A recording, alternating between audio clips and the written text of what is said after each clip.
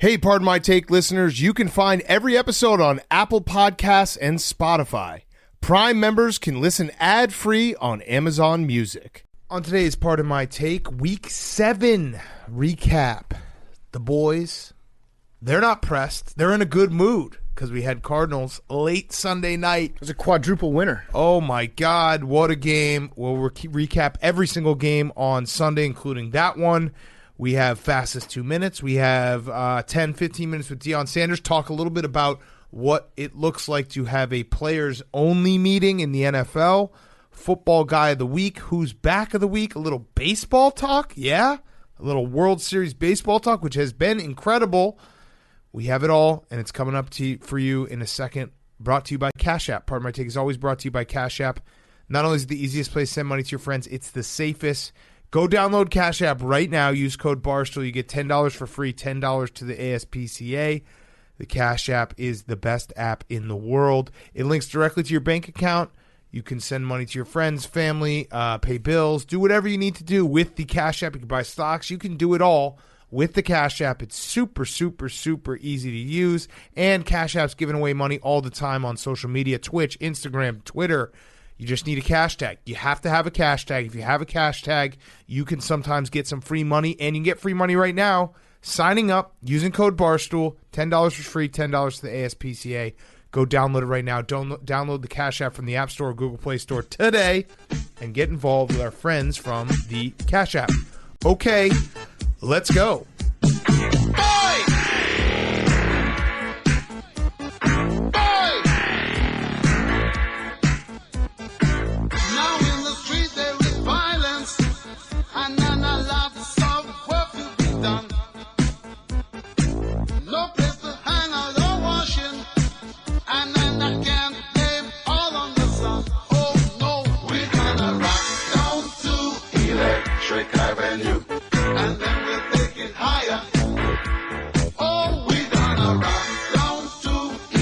It's Pardon My Take, presented by Barstool Sports.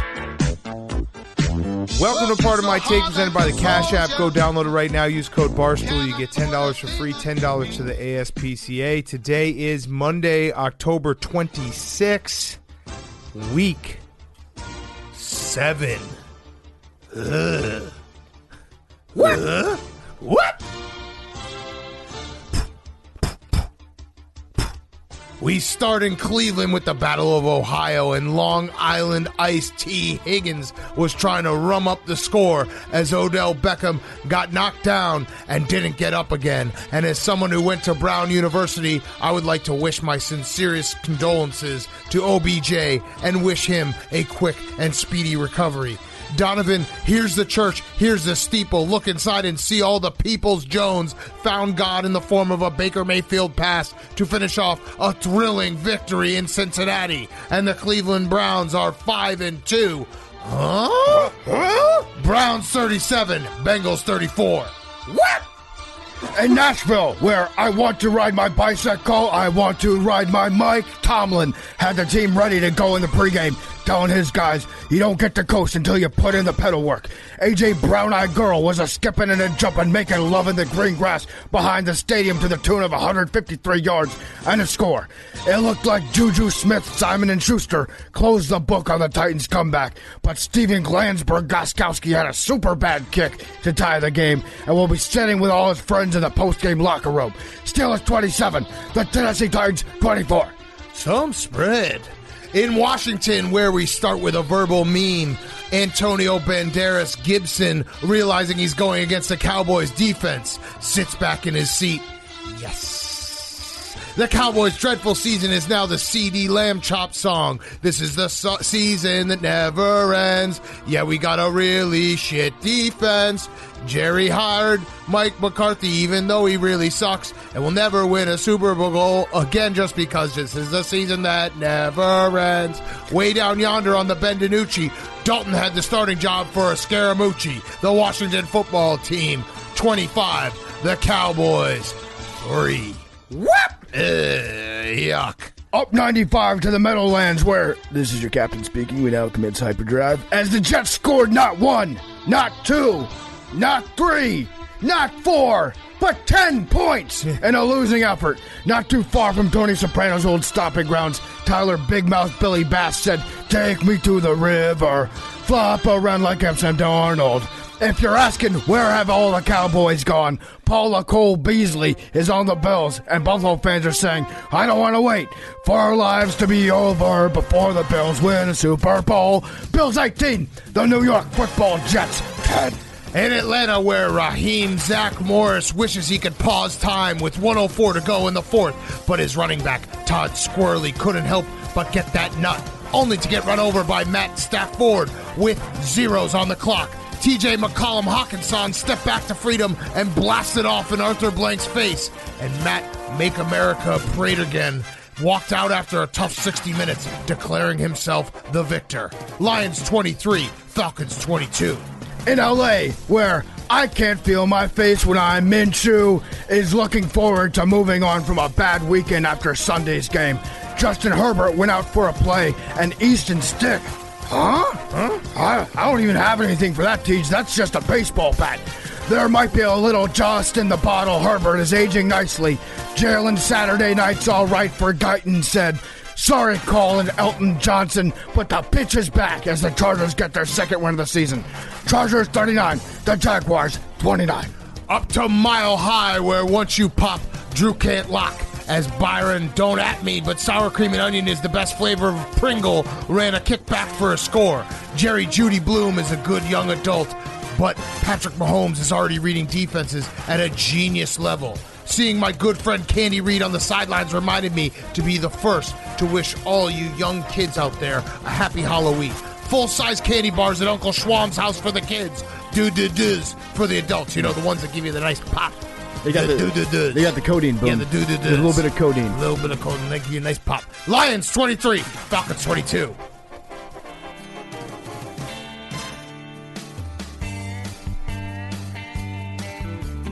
Standing on the corner, Jameis Winston down in NOLA, such a fine sight to see. It's an old friend, my lord, with a hog like a sword, goes by the name of Teddy B. Come on, Jay Cook, these corners stay shook. Is Michael Thomas on the hot seat? Turn in your playbook. The Saints won. Saints 27, Panthers 24. Saints go marching. We finish in Arizona, where the Cardinals defense could use a little Bubba Sparks. Buddha, Buddha, Buddha, Buddha record everywhere. And he could go all DK. Metcalf catches him from behind to get back that touchdown he gave up against Dallas. Tyler, you lock it up. No, you lock it up. Remember the rule number 3. For the amount of touchdowns he had, play like a champion, no excuses. Russell and Flo Wilson said, "It's hard out here for a simp," as the Seahawks fall to the Cardinals in overtime, 37-34. Hey, boom, we forgot. No one circles the wagons like the Buffalo Bills. All right, week 7 in the books. Sunday night football delivered. The Seahawks should play every single Sunday night. It just should happen. It should be a standing occasion because their games make no sense. And we thought it was going to be the DK Metcalf game because DK Metcalf is the fastest human being alive. He's scary fast. I know he's not faster than Usain Bolt, but I think he might be. I thought you could have just ended after you. Because he's not faster than you. I know he's not. He is fucking terrifying how fast he is. Insane. Seeing a dude that size run that fast, and the first 15 meters that he had, or 15 yards, the amount of ground that he covered was nuts. He was almost as fast as Daniel Jones if you look it up. When you actually take the look at the advanced stats, Daniel Jones ran faster than DK Metcalf, which tells me I no longer trust the nerds. Radar. The nerds got it wrong. The eyeball test tells me DK is the fastest human being to ever step foot on grass. That's like the time I met the guy at Wrigley who does the StatCast, and I was like, "So what's the deal behind this?" He's like, "I kind of guess." You just make it up. Yeah, I was like, "Dude, you really?" He's like, "Yeah, I have some numbers, but at the end of the day, I'm kind of guessing." Yeah, the NFL had to get us talking about that Thursday night game more, so they just tossed that stat out there that Daniel Jones is like the fastest human being to It's ever crazy. exist. But you're right. The Seahawks are just insane. They should play at least every week. They should be in prime time. But it's a good Sunday night nightcap. We've basically stumbled. This season, as weird as it has been, we've stumbled upon the perfect schedule. Thursday night has to feature an NFC East team. Yep. Sunday night has to have the Seahawks, and you have to have 2 Monday night games and a Tuesday night game. Yes. And then you have your perfect schedule. That is absolutely the best way to do it. It was credit to the Cardinals because that felt like a game they were never in a million years going to win. I'm talking from the beginning when the Seahawks just walked down the field and we're up 7-0. We all looked because we all took the Cardinals. We're like, there's no chance the Cardinals can win this game. And they just hung around and they hung around. And Kyler Murray, I don't know what it is. Like there's not many quarterbacks right now who can go from, has this guy ever played football, to, oh my God, he's the greatest ever, as quickly as Kyler Murray. Yeah, no, every play he is definitely in danger of either fumbling the ball and getting hit after just like standing in the back of the pocket for 10 seconds or scrambling for like 20 yards or hitting a guy on like a long pass for 40. He made some incredible passes, but that throw when the Seahawks threw an interception and then the next throw he threw one of the worst passes all weekend. Right. Like it was, and I'm counting college football too. It was that bad. Yeah. But that's Kyler Murray. Like he's a young quarterback figuring it out, and I definitely think that he's going to be around for a very long time, but there are times when you're like, what is going on right now? A little fun stat about the game tonight. This is the first ever matchup of 2 sub-6 foot quarterbacks who both passed for over 250 yards. Oh, wow. So this was actually a huge win for the Kings. 5'9" community over the 5'10" community. The same weekend that the app comes out on the iPhone where everyone can now just point it at people and get their height. I'm actually looking forward to that because that'll just reveal me. There's conspiracy theorists out there that think that I'm like 5'5", 5'6". Right. So the more I get cameras pointed at me, the more the truth comes out where, oh yeah, he was only lying by 1 inch. He's 5'8". Well, and also you got your lifts in. I am wearing the lifts right now, the Zoom 720s. Yes. Absolutely. But yeah, it was. I have another fun fact for you. Okay. Ready for it? If the playoffs started right now, the Bears would be the 1 seed. That is a very fun fact. Isn't that a fun so fact? You guys Not going to apologize. You for guys that. have home field into the Super Bowl. Yes, not going to apologize for that. Now we haven't played yet. We still got to play Monday night, and also there's more than half the season left. Yeah. But we'll just take a. What's the old saying? Like if you don't stop and smell the roses every now and then, you got to appreciate where you are as a Bears fan. Like if you don't stop and claim 1 seed after 6-7 weeks, what's the point of watching football? Knowing that it's all going to fall apart, but who cares? You should become like full-on Corona bro at this point and advocate for the season to be shut down. Yes. So that way when it does restart, we have to only do the playoffs, Bears are the 1 seed. I might, for health. I might put up a banner. Yeah. I might put a banner. Well, if the playoffs started after 6 weeks or 7 weeks pre-Monday night game, Bears would be the 1 seed. Yeah. Banner. I got a verbal meme for you. Yeah. The little guy who pokes his head around the corner whispering. Josh Allen for MVP back on. Now that Russell Wilson threw 3 touchdowns in a primetime game. Did you watch the I'm Bills not. Jets game? We'll get to the Bills Jets game in a little bit. All I'm right, just I don't saying. think so. This game will definitely be a point, so. like a factor for people to look at and be like, yeah, I'm not going to vote for Russell Wilson. If anything, this year. it's probably Aaron Rodgers back on. Right. But still. So the ending though, we got to talk about this real quick. So, I think Russell Wilson. I hate to be the guy who, like, when a really good player plays poorly at any point, you're like, well, he must be injured. But I think he got fucked up on that Vance Joseph blitz where he sent the house on that 3rd down and just, like, no one was there to block him. And so the pick to Isaiah Simmons, which was an incredible play by Isaiah Simmons, but Russell Wilson looked a little off in overtime, which, great point by Jake. I do not know why they made it 10 minutes. It makes no sense. Mm-hmm. Like, player safety? Yeah, there's player really, safety, 5 minutes? There's really no point to it whatsoever. All it does is increase the amount of ties, which I'm okay with for the record. Like, I'm okay with having a few of those ties to screw things up. I guess it also increases stupidity because Cliff Kingsbury took a page out of Matt Nagy's playbook, who did this last year, this exact same thing on 2nd down when you can get more yards, and decided not only could he get more yards, but he could waste more clock. And he decided, nah, fuck it. I'm going to kick it on 2nd down, like a 40-plus yarder with 2:30 left. I get why you do that on 3rd down. That would make a little bit of sense. Sure, because but then you could spike it if you burn needed some to. clock. But yeah, and then he iced his own kicker because they took too long getting the snap off. Yes. Had to call a timeout on him. But yeah, they ended up working out for the Cardinals. I agree with you that Seahawks are just they need to be featured in primetime. It's just so much fun. I would like to see a study done of fan bases and see like which team actually affects the lifespan of their fan bases mostly, because I think that probably being a habitual smoker of crack cocaine is healthier for you than being an active Seahawks fan. I don't know. Browns fans probably are number one, like lowest life expectancy. But yeah, it's a different life. It's a different shortened life. The Seahawks are like burnout. The Browns fans are just dying, just like slowly sinking just into eating the like quicksand. terrible. Like, I'm saying not eating terrible food, but like eating terrible football that will just kill you like from inside out. Well, also rot you away. More pierogies. I think eating worse food is probably right. In Seattle, they get at least a lot of fish, sushi. They stay healthy. The Seahawks, like if you just put them on a Sunday night, like you can guarantee a few different things. It's Russell Wilson throwing a moon ball that you've never seen before, and you're just like, how the fuck did he do this? Some insane catch by Tyler Lockett or DK Metcalf. The Seahawks being down, and then the Seahawks being able to come back. And this one was reversed because they were up and they lost the game.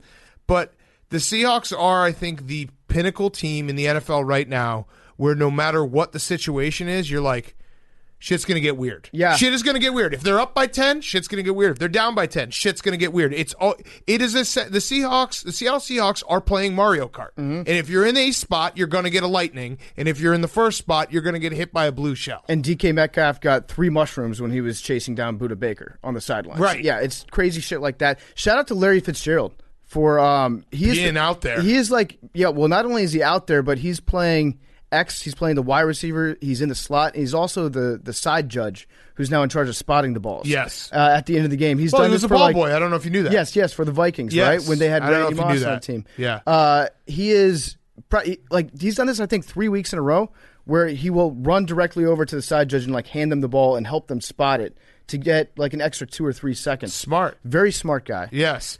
And it also confuses me because Larry Fitzgerald and DeAndre Hopkins, like we talked about with Madison and Dalvin Cook. Yeah. When they catch like a deep ball, it takes me a second to be like, who caught that? Well, yeah, if the guy is like fast, then it's DeAndre Hopkins. Right. If he's just got a big ass, just thick as hell, just catches everything, then it's Larry Fitzgerald. Yeah. So that was Sunday Night Football, which was fantastic. So we're gonna recap every game. We'll talk a little baseball too. We got Deion coming up, packed Monday show, and we will start with the Atlanta Falcons, which the Lions beat them 23-22. We have joked that the Falcons invent new ways to lose every single week.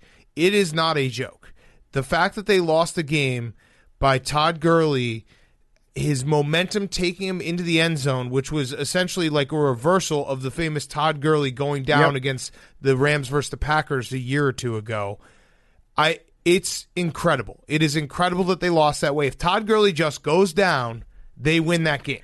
Not only if he just went down, if he had went down feet first. Yes. That would be technically giving himself up. So the way that he fell, he realized it a half step too late and just kind of collapsed onto himself, and the ball crossed the line at the last second. If he had just gone feet first, it's from where you start your slide, right? If you give yourself up that way. Yes. So I have no way to prove this, but I think he did that on purpose because the Falcons stink. They're not going anywhere. Scoring touchdowns is cool. It looks good for your stats. And the reason why I truly think this, I actually said out loud when we were watching this game, I think the Lions were almost trying to let them score the 2 plays before. They were playing very loose defense where they were kind of doing like an Olay thing where if anyone had actually broken it, they might have let them score. It's tough to tell the difference between that and normal Matt Patricia defense. That's true. Though. But and maybe I'm way off. Maybe it's simply the fact that the Falcons are the Falcons and they have the lowest situational awareness on a football field of any team ever. Because how you don't say that to everyone in the huddle beforehand, like, hey, there's a good chance they're going to let us score here because the only way they can win this game is if they get the ball back.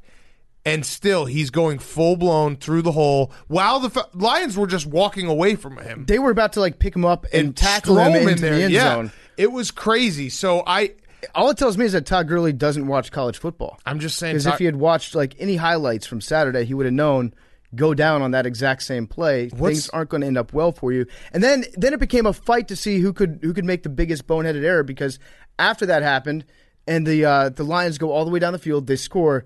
Danny Amendola has like a 15-yard penalty against him for unsportsmanlike conduct, so they had to back the kick up, and that would have been the most Lions way ever to win a game, is losing or tying a game that was handed to you after Todd Gurley just made a Lions-type mistake in your favor. Yes, find out for me, Jake, Todd Gurley and his I don't know if these are listed, but bonuses for touchdowns. Okay, I was also going to say Florio tweeted Todd Gurley, quote, mad as hell, unquote, about scoring late TDs. Yeah, that's smart. That's smart to fake like you're mad. Yeah, because he's in a new tax bracket. That's why he's pissed off. God damn it, Jake. Sometimes you're just so young and like dumb, and I don't mean that in a mean way. Like, you believed that. Like Todd Gurley. Todd Gurley tweet. probably walked in the locker room and said, I'm mad as hell. Yeah, well, Jake believed it because it was from our friend, the journalist, Mike Florio. Not us, guys with brains. And maybe shit for brains, but we have brains and eyeballs, and we have the fan sense. So the Falcons have also broken math. They broke numbers this year. Yes. They've played, out of their 7 games, they've lost 3 games when they had a greater than 90% chance of winning. It's a 98%. 98% on win probability, which I think win probability is bullshit. I agree with that. That's total bullshit. It's kind of in the same pile for me right now as like judging Daniel Jones' speed in the open field. I think they just come up with numbers, and that way, because it feels like every week there's a team that has a 99% win probability that ends up losing the game. Well, and win probability can't count for a team being so situational awareness, like illiterate. There should be a sliding scale for it. Right, Yeah. like the Falcons should never be over 10. The Falcons should never have a 98% chance of winning a game ever. Right. Like it shouldn't. Until this is why we're smarter than computers, and robots will never beat us for this simple fact. Mm-hmm. They actually think that the Falcons have a 98% chance of winning a game that we know as human beings. That's not true. Computers don't do stereotypes. Like, the Falcons are up by 20, it's a 50-50. Yep. It's 50-50. I agree with that. It should be, for the Falcons, there should be a cap on it until you get within a minute, and then in the last minute of the fourth quarter, it should go all the way up to 25 until the last minute. Yes. But never above a quarter. Yes. Did you find something? All I'm seeing is a $2 million signing bonus, but it does say incentives $3.5 million. I just got to find the details. We'll look into that. Yeah, how many touchdowns against the Lions? I'm just saying, 7. mad as hell. Just mad as hell makes me, like, if Florio had said Todd Gurley was despondent, or when Todd Gurley was emotional in the locker room, I'd believe it more. But mad as hell, mad as hell is the fakest mad. That's actually cartoon mad. When you're like, I'm mad as hell. This piano fell on my head. Yeah, he's got steam coming out of his ears like a tea kettle. Yes, it was heard across the locker room. Give it to me, Jake. April 7th, 2020. Regarding the incentives, Gurley gets the full $500K with 13 TDs or 1,000 rushing yards. Okay, I'm telling you, man. I'm telling you. He was there's really no point, perfectly. And there's really no point for him to not score that touchdown. And if you're thinking like in the long run, the Falcons aren't going to make the playoffs this year. It's actually better for the Falcons to get a better draft pick. Yes. They're going to need a Trevor Lawrence, or they're going to need a Daniels, or they're going to need a Trey Lance when they move on potentially from Matt Ryan. So, I didn't think that he did it on purpose, but you're winning me over a little bit on that. Listen, you'll never be able to prove. This is a great debate, a fan debate that you'll never be able to prove one way or another. But the only reason I thought of it was because of the plays before, when it felt like the Lions, it was clear what they were going to do, what they were trying to do. How many touchdowns does he have? 5 out of 13, so he's on pace to He's get right on around pace there. to be there. Right Interesting. Yeah, well, interesting. It's also way more suspicious because there was that classic example of him doing the exact opposite thing. Correct. And being super situationally yes. aware. And then Which could be coaching, because Sean McVay's a good coach. If he did not do this on purpose, he's going to be very confused to see like the level of hate, and like people are going to be pissed off at him online, and he's going to think back to the last time he did it, and he's not going to know what the right thing to do is. He's going to be a very confused boy. Right. So we need to at least give some credit to the other side. So Matthew Stafford, who I've always been a fan of because I think he's a good quarterback that's in a bad situation, 75 yards in 64 seconds for the touchdown, for the game-winning touchdown drive. That was like vintage Stafford. That was a great moment. That was a great, like, he is a guy. He's in a small list of guys in the fourth quarter with the ball down and like no timeouts. You can trust him to get the ball down the field. So he needs to get some credit. And remember what I said on Friday, little baby run. Lions are going on their little baby run. Their schedule opens up a little bit. This is the start of their little itty tiny cutesy wootsy. They're taking their first steps. Tiny little baby run. They're 3-3 now, which you wouldn't have thought after like week 1 and the week 2 they go up to Green Bay and they go up 14-0 and they get absolutely shit pumped. So again, Colts at Vikings, Washington football team at Carolina at Houston. Little bitty tiny little baby run. What'd I say? They were going to go. I said they were going to be 5-5 going into the Texans. We said that on Thanksgiving. Yes, they were going to be competitive. They were going to be like in the hunt on Thanksgiving. 5-5 on Thanksgiving, playing against the Texans.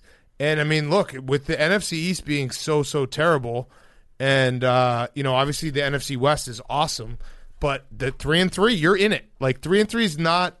You're not out of this thing. It's still very early. With 7 teams, you're very much in this. So credit to the Lions for coming back. And Matt Patricia, he's got to find a new, like, he's wearing like a poncho thing that is essentially like a baseball tarp. Well, like they tarp out for when it rained delay. At that size. Like it's crazy. The only thing that can fit on you with a neck hole that's the appropriate width and girth is something that's going to kind of fall down at an angle to make it look like a poncho. You're basically stuck with, you can go with a blanket, you can go with like the 5XL white tees that you can buy in a gas station, and that's it. I think if you looked underneath his tarp at any given moment, there's like the 6 foot 18-year-old summer intern from the ballpark, 6 foot, 115 pounds, who always gets swallowed up in the tarp. Who gets swallowed up by the tarp. If you just shook Matt Patricia, one of those kids would fall out.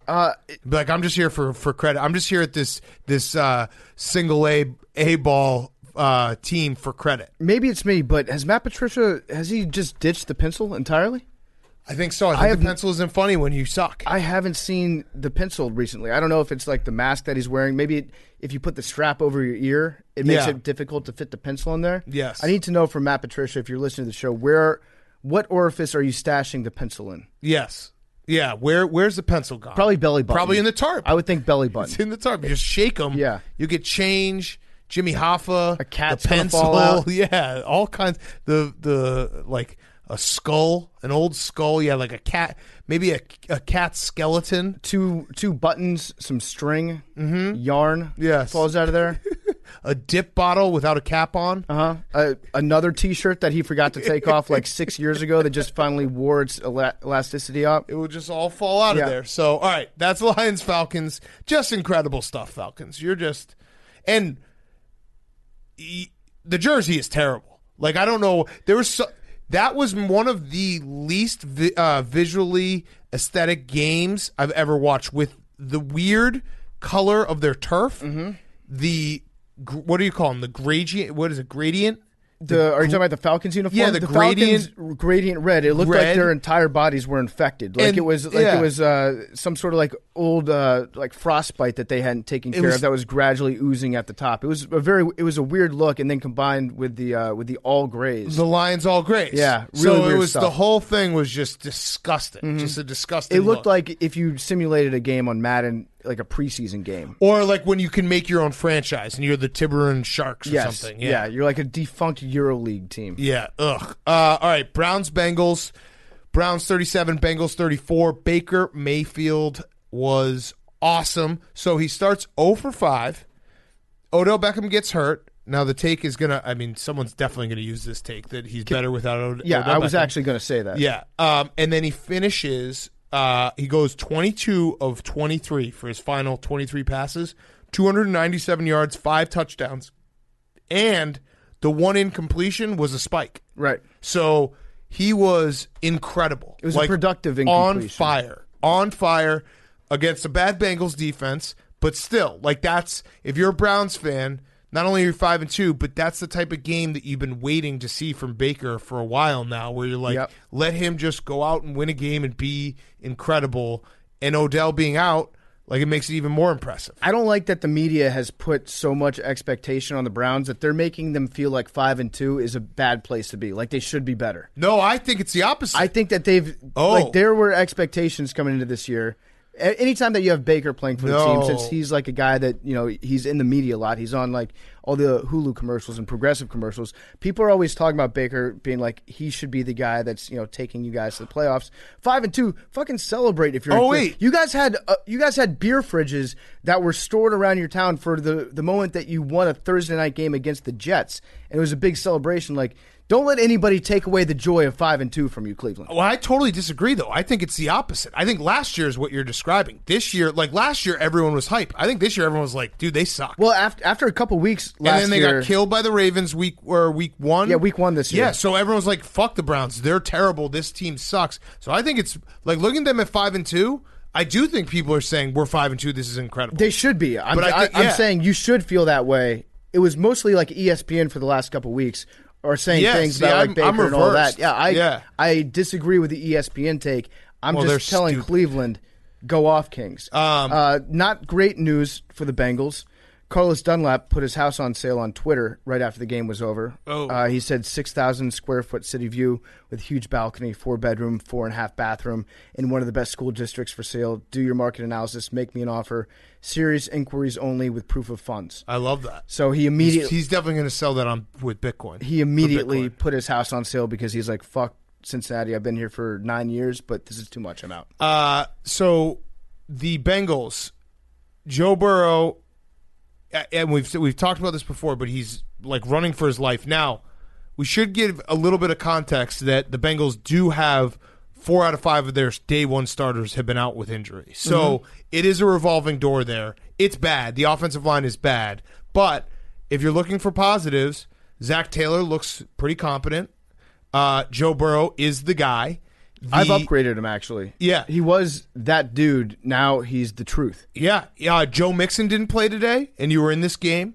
And then you have T. Higgins, who looks very good, young receiver. Tyler Boyd, young receiver. I don't know where A.J. Green's going to be in a year or two, but there's at least some, like, we've had this, theme every time we talk about teams that are really down. If you can have one or two things that you can point to that, like, okay, this is what we'll be looking forward to, it doesn't feel as bleak. And I feel like that's definitely the case for the Bengals, especially the fact they're in every game. Yes. Like, they're fighting every single game. I think what we're looking at here is a team with like a lot of young offensive talent, a team with like no real defense to speak of, and you're losing your guys like Carlos Dunlap, Geno Atkins. Again, we don't know where Geno is. Geno could be buried in Carlos Dunlap's basement somewhere for all we know. But like, if you're hemorrhaging talent on that side of the ball, you're kind of being set up to be the next Falcons or the next Lions because you're going to have a good quarterback for a while. You've got some really fucking fast receivers.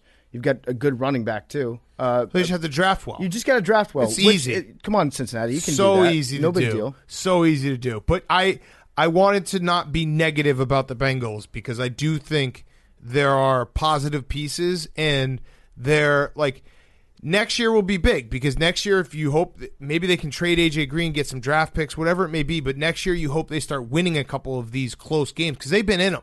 They've been in a lot of these games where, like, last week they're up 21-0 against the Colts. They've been in games where it feels like, okay, they're a play or two away. And that's credit to Joe Burrow. And, if they get some health on the offensive line, maybe they'll win some games later on this year. Maybe they'll do, that's like, the backup to, or actually the best thing, the where the Bengals are at right now is not good, actually objectively bad, but things to look forward to.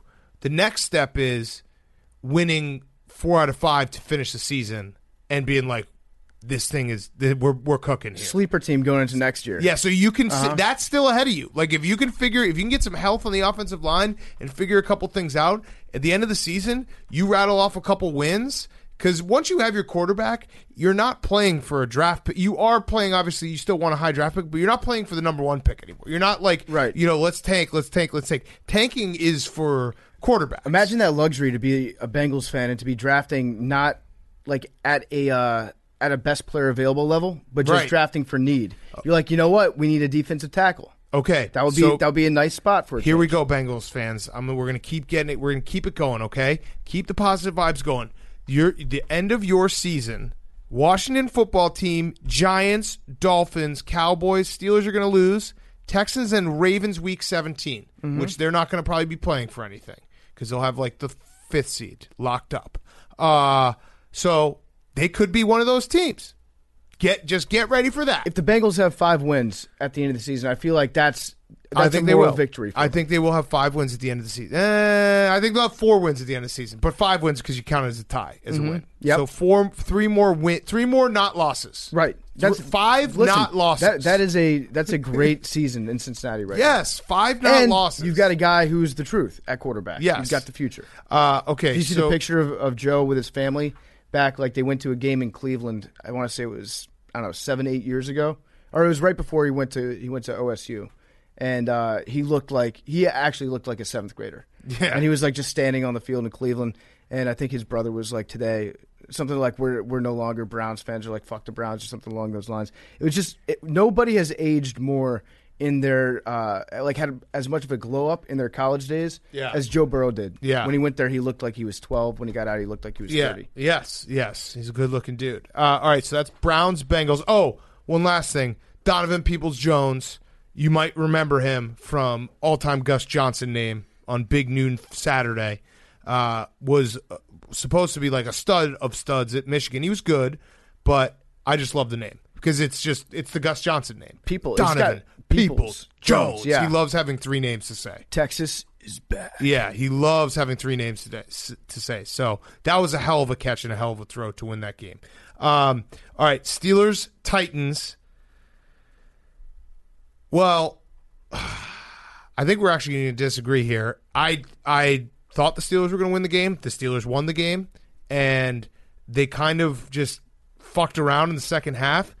I still don't think the Titans are like top level AFC. Oh, I'm respecting the Titans. I didn't come away from this game.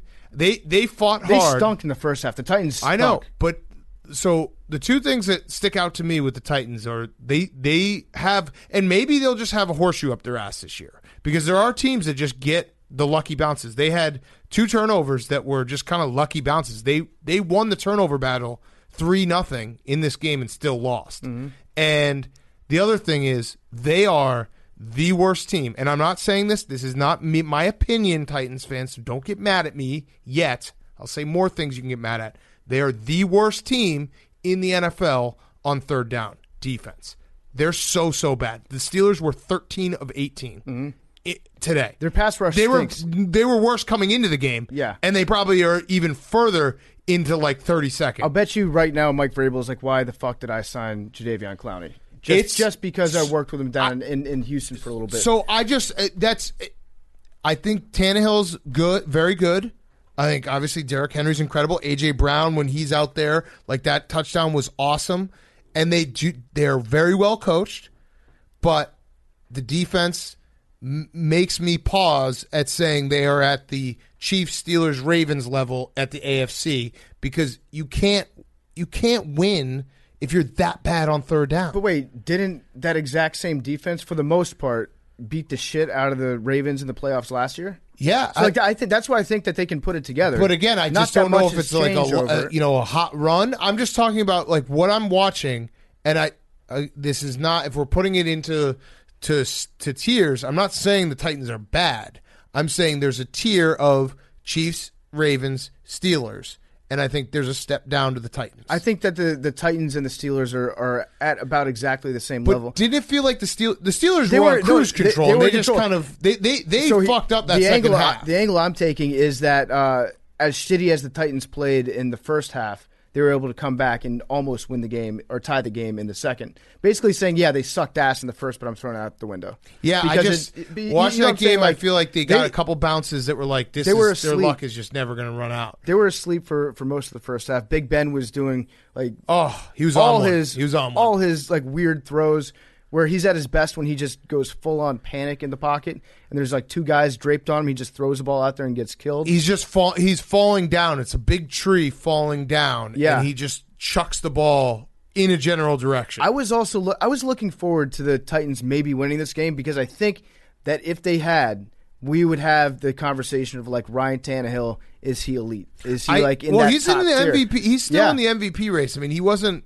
incredible today, but he was still good, and he didn't turn the ball over. So I I still think the Titans are good. They're obviously going to get to the playoffs. They're obviously going to win a bunch of games. And guess what, Titans fans? The best part about this is, in 2 weeks, the Titans play the Bears. So we get to do this, and you get to tell me how wrong I am. You get to call Big Cat a tell me I'm an idiot, even though I've never claimed that the Bears are incredible. But yeah, I think the Titans are good, not great. I walked away from it being like the Steelers.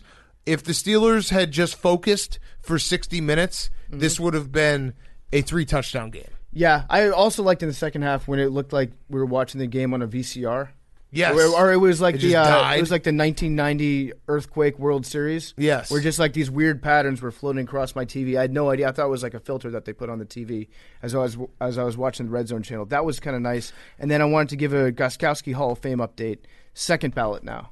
Yes, second ballot Hall of Famer. I agree with you there. Second ballot misses it. The woes continue. Where I think Mike Vrabel's going to get fed up and just be like, "We're not kicking like he did last year." That's what he did last year. He should have done that after the Broncos game this year. And Vrabel's such a good coach because you are right that they did like coming back. That's a good coach team to not lay down and just die. And for all the Titan fans that are very much going to get mad at me, I will say that I have the blessing of Taylor Lewan because I talked to him after the game and I was like, I think I'm borderline maybe going to start respecting the Titans. And he was like, I'd actually appreciate you not because from everything that I've seen, once you respect a team, they suck. And I was like, good point. That's true. Yeah. So good point. I'll keep negging the Titans. They'll keep winning.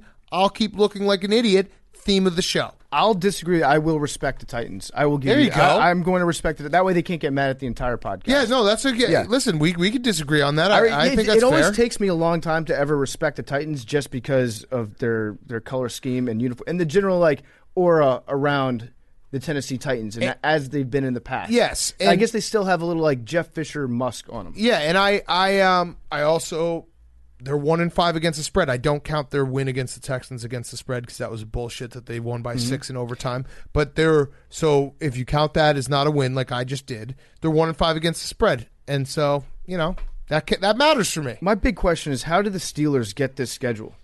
The Steelers don't play anybody ever. Yeah, outside of their division. I mean, well, the Titans.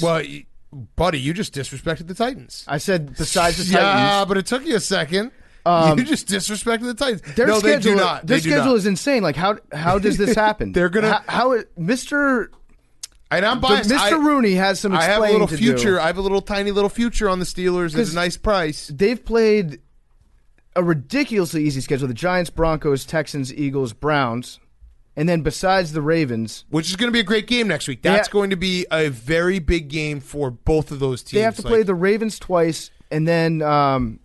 They have to play the Bills at the Bills. Besides that, they should win all their games. Yes. According to TeamRankings.com, 30 of 32. There you go. Toughness. Who's number 32? Colts.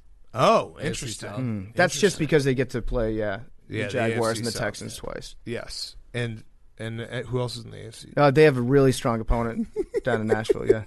All right. Before we get to the next ad. 31's probably the Jaguars. That's their strength schedule.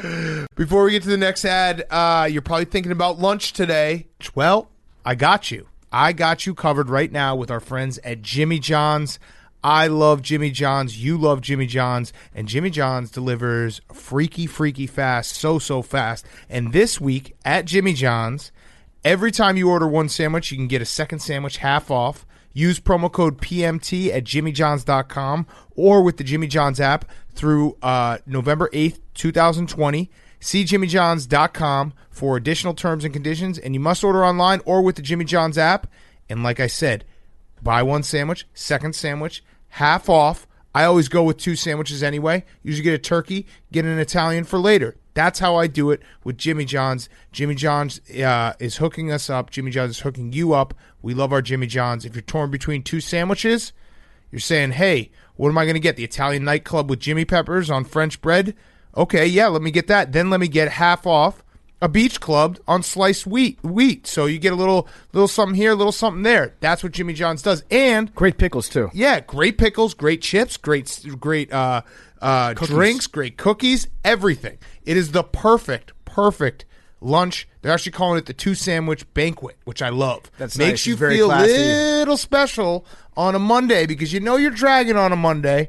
So you're going to pick yourself up. There's nothing better than right when you get to work being like, okay, what are we getting for lunch? Planning your lunch, planning your next meal. That's what I love to do, and you can do it with Jimmy John's. And like I said, you order it, it'll be there right away because that's Jimmy John's. So use promo code PMT at jimmyjohns.com or with the Jimmy John's app, and it's valid through November 8th, 2020. So use that code PMT. Tweet us that you're using it. It helps us when you help our sponsors, and we love our sponsor, Jimmy John's. So go right now. My favorite place to get a nice, easy lunch that will make sure that you still stay light on your feet in the afternoon after you have a Jimmy John's. You feel good.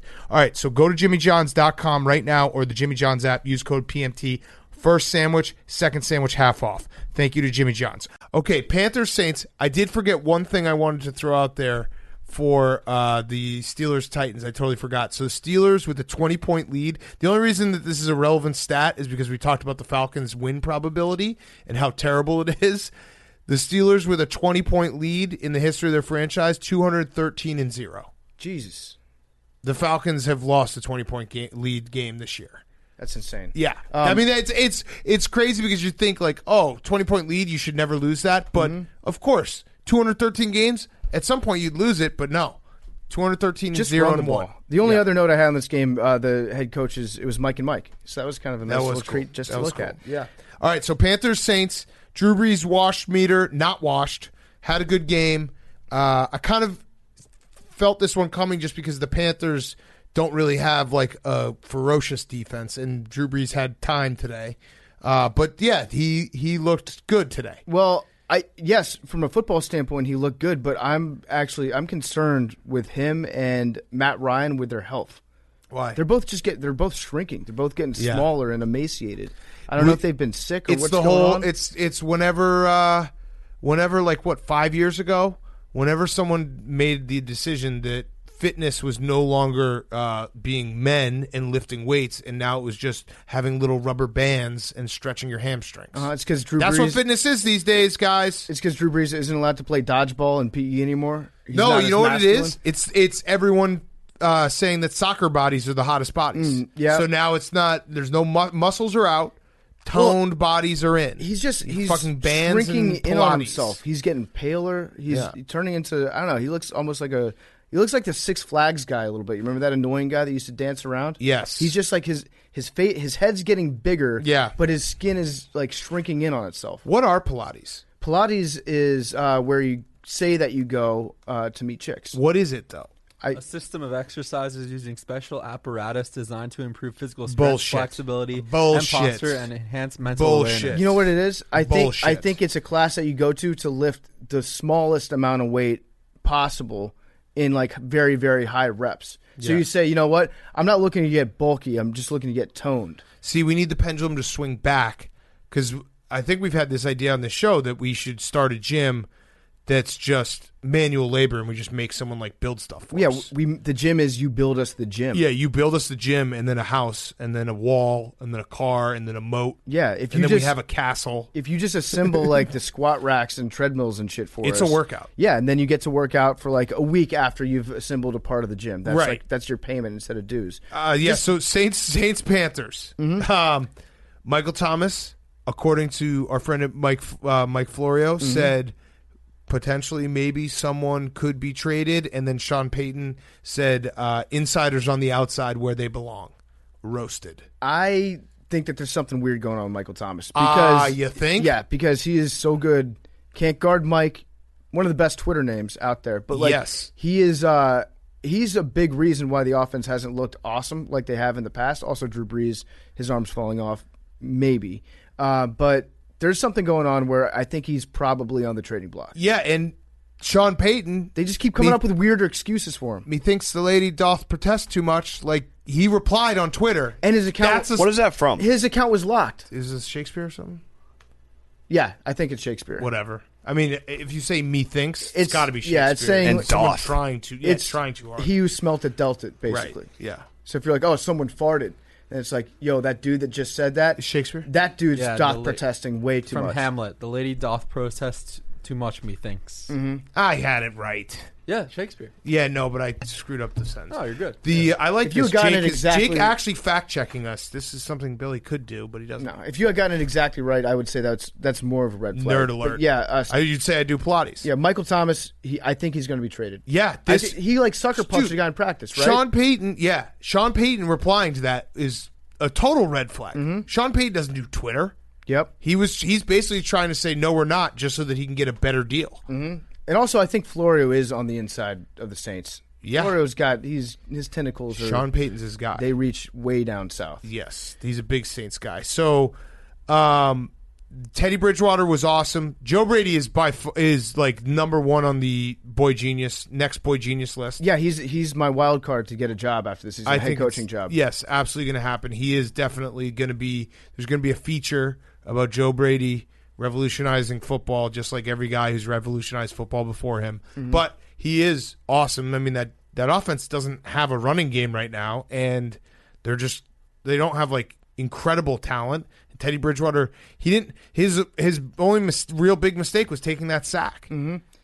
He's good. DJ Moore is really good too. Yeah, DJ Moore's. I'm just saying they don't have a running game to speak of. You're right, they don't have insane wide receiver. They have good guys. Like Jameson Crowder's good. Yeah. No, sorry, Robbie Anderson. Robbie Anderson, the other Jet guy. Yeah, Robbie Anderson's good. Yeah, DJ Moore is good, but they don't have. No one's going to confuse the Panthers' skill positions as being like a top 5 unit in the NFL. Right, and it's hard to tell sometimes when you have a new head coach, like how much of it is just the fact that nobody has film on you, so they can't figure out what the fuck you're doing, and how much is like, oh yeah, this guy actually is changing stuff up. Like who knows? Yeah. Maybe the second half of the season they don't change anything, and now every defense knows what they end up doing.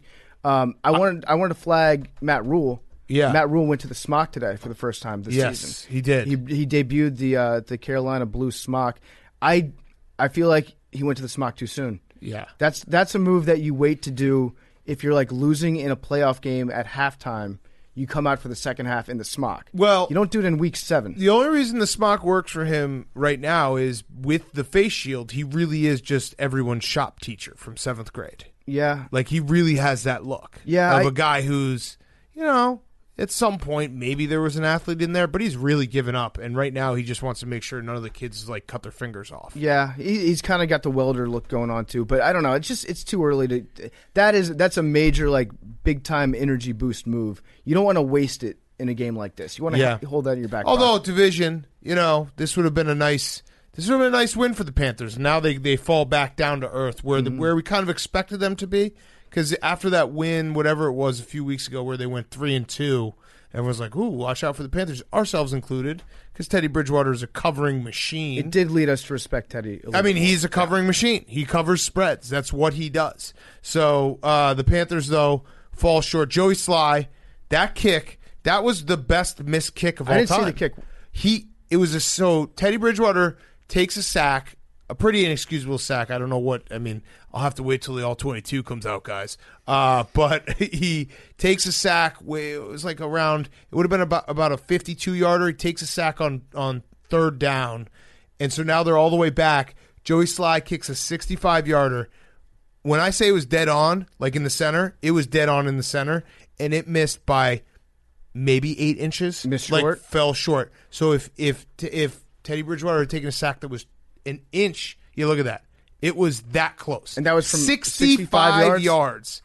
That close. He nutted that. He nutted it. It's the greatest missed kick. Yeah.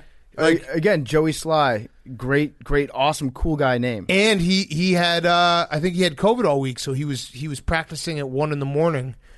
With no one around. That's a perfect position to get COVID because no one hangs out with him anyway. Right. So he's like Joey, you probably were doing that. Yeah. All right. Next up, Bills Jets. Hyperdrive. Hyperdrive actually worked for a quarter and a half. Well, Adam, it did, Hank. You had Jets money line, 10-0. First cover of the year. First cover of the year for the Jets. Oh wow. Yep. Okay, so there you go. 10-0. I didn't want to have the Jets beat me. I was like, I'll beat myself going down with that play. And they scored 10 points. Yeah. Adam Gase gave up play calling. This time to Dow Loggins. So he'll probably take it back again next week. Yep. I don't know what the impetus for him doing that was when all of his assistants said, no, you keep calling plays. Yep. He foisted on Dow Loggins. Darnold looked good, like a little shot in the arm. I think maybe that's the key to the Jets for the rest of the year.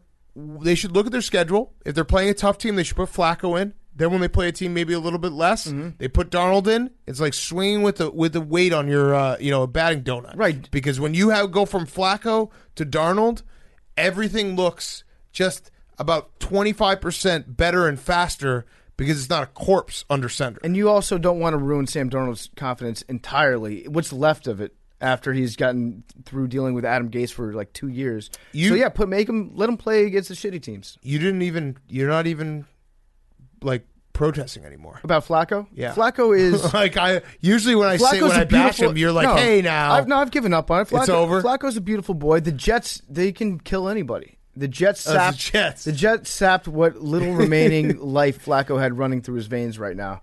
But Hyperdrive looked good for 10-0.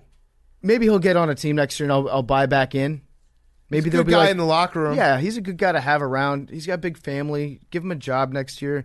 But yeah, Hyperdrive worked. He's one of those old quarterbacks. It's sad because you see like Tom Brady playing until he's 43, and you see Josh McCown.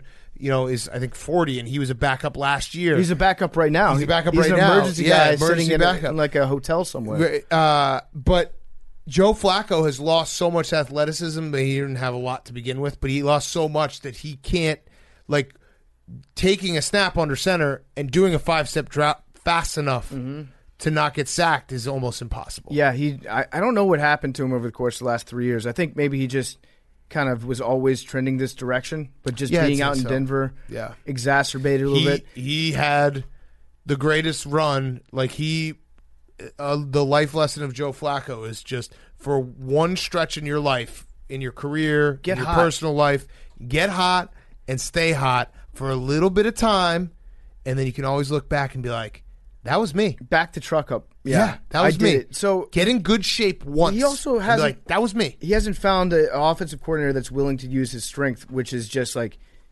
protect him for 3 seconds, let him throw the ball 40 yards downfield, and let him get a pass interference against the defense. Yes, that is the ultimate Joe Flacco offense, and he hasn't been. He's been a square peg in a round hole at the last 2 places where he's expected to complete passes. Yes. And that's not his game. Yes. So the Bills were sloppy. Straight up sloppy. 11 penalties. They won with 8 field goals. I think we need to do something because I can't do the back and forth Josh Allen thing every single week. I like Josh Allen. I'm going to defend Josh Allen. I'm just going to say here and now, he's still young. And he's still a work in progress. And sometimes, like, there'll be weeks where he's not a finished product. Listen, the first 4 weeks of the season, I'm not willing. Ran up the score, so now when he doesn't, and he didn't play like that bad today, but they had trouble in the red zone, and so we get it back thrown. I'm saying truce. If the other side can agree that he's a good quarterback, and we can agree that he's not yet an MVP, I think that's a fair middle ground. I disagree. I think he still has who he was right under the surface lurking. I think that the guy that we saw, Big Cat, in the first 4 weeks, the guy that we saw is still inside that body somewhere. He's still got. I'm not taking a knock at him. I'm saying it's going to be week to week sometimes. Like there will be weeks where it's just. He did do the thing today where he was getting tackled and then like tried to throw the ball backwards as he was about to hit the ground, just fumbled it out. Yeah, I love it too. It's part of what makes him endearing. And he beat the Jets. Listen, he won. He didn't throw any interceptions. He won. Yeah. He wasn't it was just more their offense looked bad in the red zone. Like when you have 8 field goals, something went wrong. Yep. Yeah, against the Jets. But then again, maybe that was just low energy because the Jets bring low energy. They suck you down. They're the reverse. They're energy vampires. They're the reverse Seahawks. Yeah. Where when you play the Seahawks, crazy shit happens. Your offense can score from anywhere on the field. When you play against the Jets, sometimes you're just like, I'm bored playing against you. Yeah. They're energy vampires. All right, I just actually looked because that. Oh, God damn it! The Jets do have a Monday Night Football game. Against who? The Patriots, which now is like a terrible game. Like, I was hoping, saying like the Jets are energy vampires. Like, please don't give us one more primetime Jets game. Okay. All right. Next up, Cowboys, Washington football team. Yep. So I got a stat for you to start it off. The Cowboys.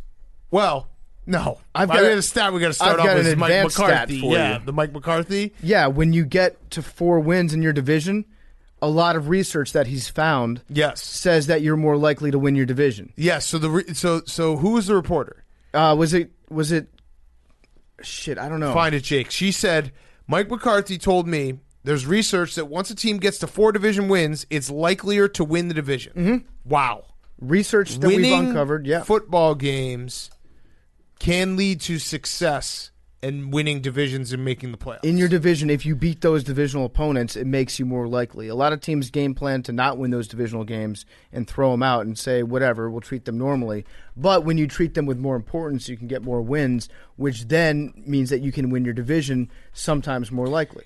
I wonder if Mike McCarthy then took that incredible knowledge that he got off the Pro Football Focus subscription that has definitely lapsed and said, "Oh, is my computer making my?" No, that's Jake. I think that Kim doesn't. Jones of the NFL Network. Kim Jones. Kim Jones. All right, so Kim Jones. Said that. Kim Jones. I like that. That's good. Nice, Hank. That was good. Thank you. Do it again. Was that the first Kim time? Jones. Who? Mike Jones. Who? Is it? I'm Mike Jones. Kim Jones. Not just who. Sipping on Mike football. Jones. Who? God. Aspire to be a rapper that just says their name all the time. And their phone number. Everyone, Jason Derulo. You could just call Jason up Mike Jones. Derulo. It was like in his songs. You could just give him a call. He'd pick up sometimes. Yeah. It's very, very smart marketing. So, Mike McCarthy, do you think he then took that incredible analysis that he got that winning football games in the division can help win the division, and then took it to the guys and was like, listen, this means all we got to do is go 1-0 this week. And he just Mike McCarthy has overthought everything he's known about football since getting fired by the Packers and having Aaron Rodgers ruin his life, to the point where he is now reading all this stuff and then reverse engineering himself back to the most basic Neanderthal football guy. I think he uncovered that stat and he actually thought it was he was a national treasure. Where he uncovered this ancient football riddle written in blood on Jerry Jones's will. And he's like, you guys will never believe what I just came up with right now, so we got to go out, we got to beat the Washington football team, and if we do, we're in a better position to win the division. And he thought that he was the smartest person in the room, which he probably usually does think that in the room. Always. Yeah. Always. I'm actually now, this quote is making me a Mike McCarthy fan, and I never thought I would do that, because here's what I love about it is that Mike McCarthy is so relatable in this moment that I've had this personally. I think a lot of people probably have had that, where you say to yourself, I want to be smarter. I want to read more. I want to learn numbers. I want to try to better myself. Mm-hmm. He had all the intentions of doing that, and then when he absorbs all the information and takes in all the articles and the numbers and everything, his dumb shit for brains can only spit out the most baseline understanding of it, which is winning is good. Yeah. That is the most, because every time I try to get smarter, all that comes out is the absolute bare minimum of what I learned. And I go touting it around and telling everyone, I'm like, hey, I read a book. You see me when I read a book, I'm on one. Right, so McCarthy, that's what he's doing. Mike McCarthy reads Malcolm Gladwell, Tipping Point, and he spends a week in a dark room with this book, and he comes out and he's like, the Beatles were good because they practiced a lot. Yeah, Joe Paterno didn't actually know. Yeah. Yeah, here's why. He reads a book and then comes out of it with the most basic, for dummies version. Yes. He read the back of the book. Yes. He probably read Pro Football Focus for 10,000 hours. I like Mike McCarthy if he actually meant this as something that he's uncovered. If he was being sincere, I honestly think by he saying did. it. PFT, I think he did. I think he is so dumb like us. And again, I'm saying I am just as dumb as Mike McCarthy, that this is the lesson he learned from looking at a bunch of fucking pie charts and percentages and cool color graphs that you see on Pro Football Focus. I have a Pro Football Focus subscription. Mm-hmm. That shit is Chinese to me. So if I just stare at it. If he came out of this, or he had this interview with Kim Jones, and he was like, you know what, I have to put something out there in the news that will get back to Jerry, so Jerry thinks that I'm working hard. So I'm just going to say some numbers.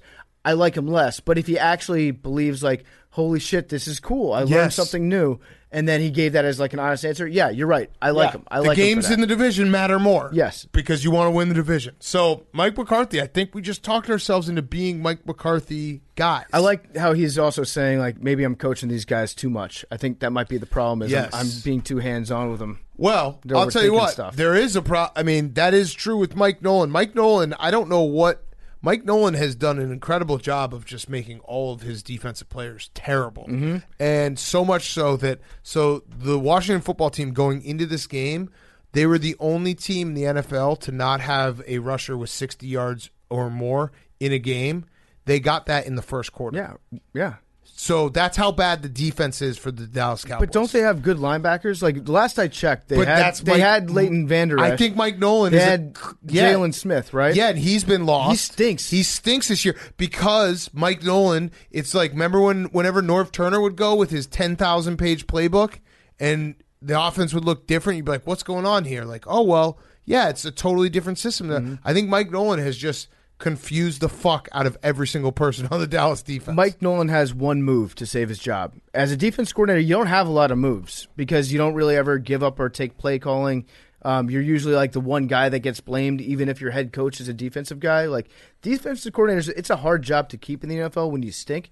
The best thing that you can do is just become known as like a mad scientist blitz guy. Yeah. Like just dial something up. Just bring the heat. Just say like go in the press next week and be like, you know what?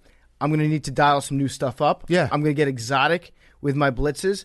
Our guys are going to pin our ears back. Yes, look at fucking Greg Williams.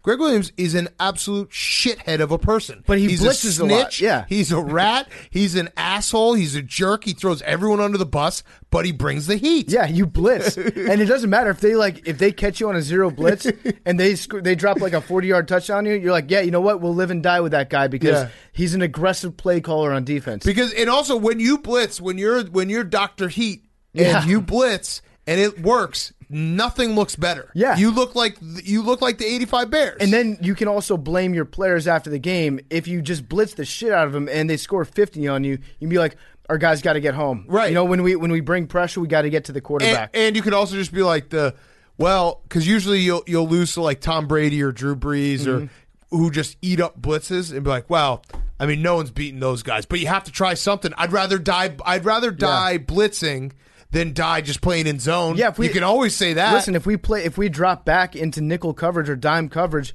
they're just going to pick us apart back there. Yeah. So you got to get pressure on them and knock them down, and that's really the best way that you can. The only way that you can beat the Washington football team and Kyle Allen is if you get up in his face and knock him around a little bit. Yes. Because if you don't, he's just going to be a surgeon out there dissecting you for up to and including 25 points. It's a great point. You got to blitz, Mike Nolan. You got to blitz. I mean, you also have to tackle, which you just haven't taught. Everyone forgot how to tackle.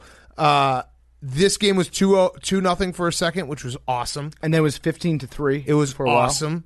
And then also we should mention that John Bostic, Steeler, former Pittsburgh Steeler, drafted by the Bears, whatever, which I watched that clip of him hitting Teddy Bridgewater, Florida, Louisville in that bowl game. I've never sold myself on a draft pick faster than that. But it's just a cool name, Bostic. Yeah, and that hit. I mean, that hit's an all-timer. I'm pretty sure Florida lost that game, but I remember on draft night being like, oh my God, this guy is going to bring the fucking wood. But yeah, that was a dirty scumbag hit on Andy Dalton. And Andy Dalton, we make our jokes and we have our fun, but like no one wants to see Andy Dalton get hurt. No, it's sad. He's a nice guy. It's sad. It was a dirty hit. I'm not going to go Tom Wilson on this. It was a dirty hit. Dirty ass. Very dirty hit. He'll probably be suspended for a little bit. I actually thought fine his ass. The most interesting take was Danny Woodhead's podcast partner, Matt Slauson, said all the Dallas offensive linemen should be in prison for not fighting Jeff Bostic after that hit. Yeah, because John Bostic, yeah. If you saw the hit, the linemen just kind of stood around there like, damn, they got Andy. That sucks. Yeah, man, I wish it was me. So I didn't have to play anymore. Yeah, Coach, can I play quarterback? Dude, Mike McCarthy said that after the game, too. He was very upset about that. Yeah. But you're the coach. Mm-hmm. Like, you're the coach of the team. Pull up the John Bostic, Teddy Bridgewater hit. I want to see that just to feel it. Now we got Ben DiNucci. Ben DiNucci. Keeping it Gucci. JMU grad. They really should trade for Ryan Fitzpatrick.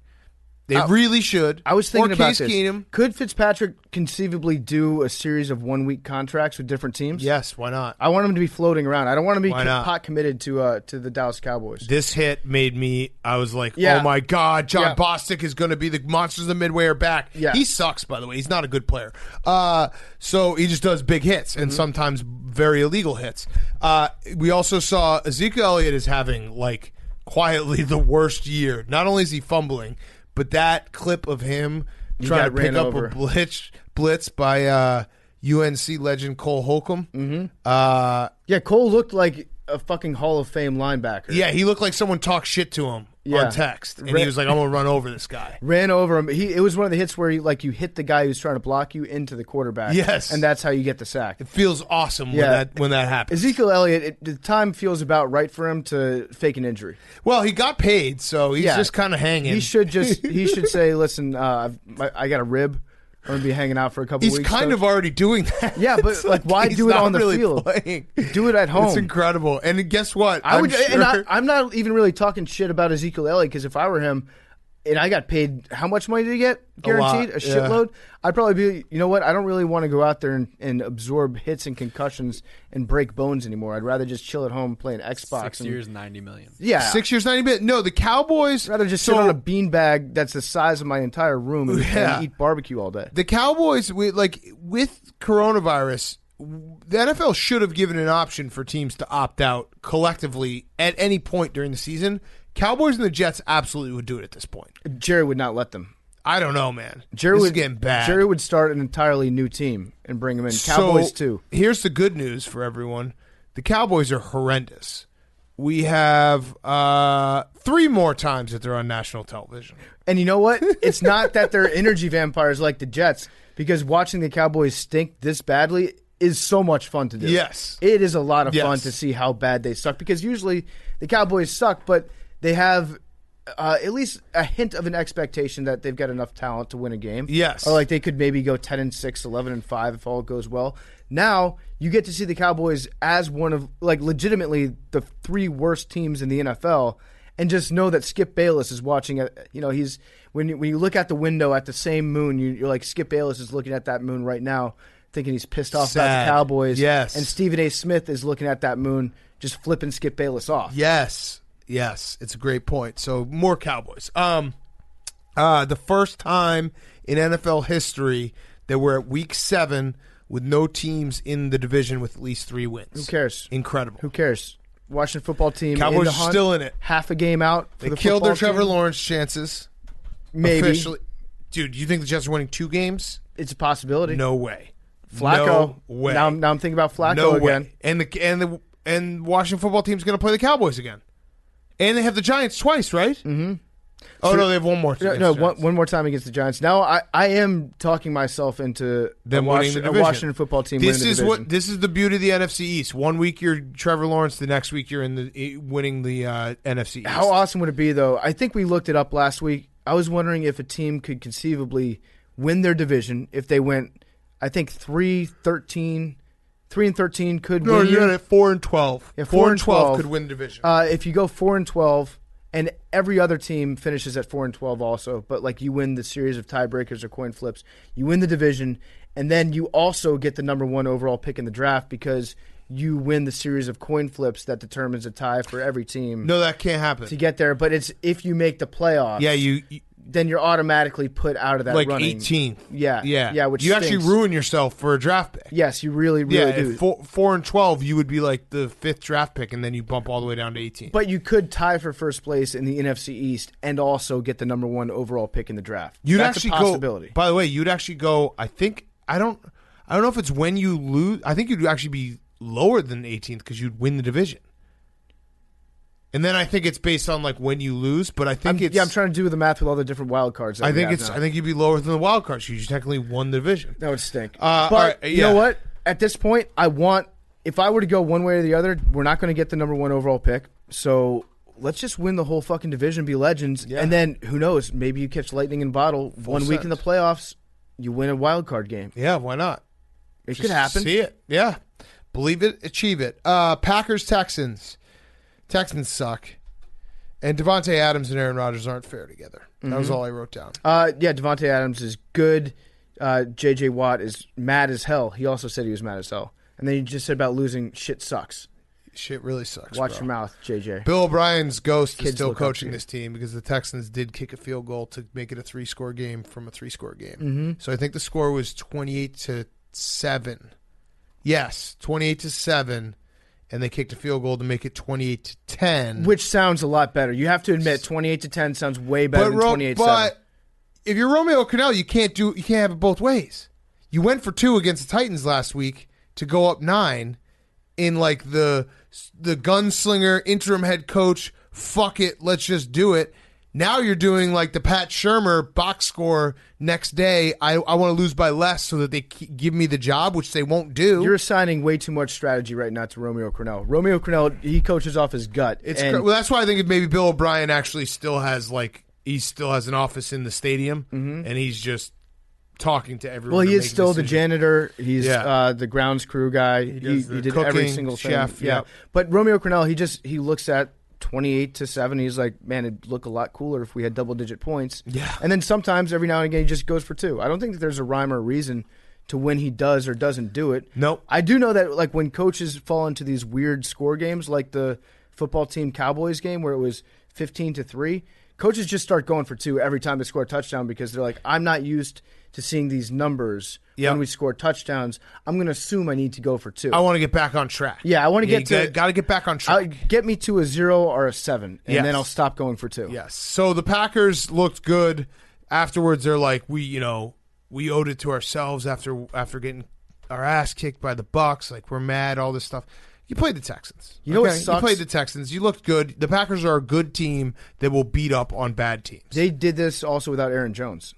So the Packers are very good. But the Texans are really bad. Yeah. And the Texans' run defense is really bad. I think the Packers are in a good position to receive bad. No, I mean, I don't know why they beat the Texans, dude. Packers are really good. No, they beat the Texans. Why would you say like one week they beat the Texans? But the Texans are the best worst team. No, I don't think so anymore. After this loss, maybe not. Yeah, I don't think so. I'll have to crunch the stats and the best worst team numbers. to me is the Titans. Okay, that's fair. I was going to say maybe the Patriots. Yo, we're going to get there. Patriots all right, let's keep chugging along because Hank, we got to get Hank. We got to get there. All right.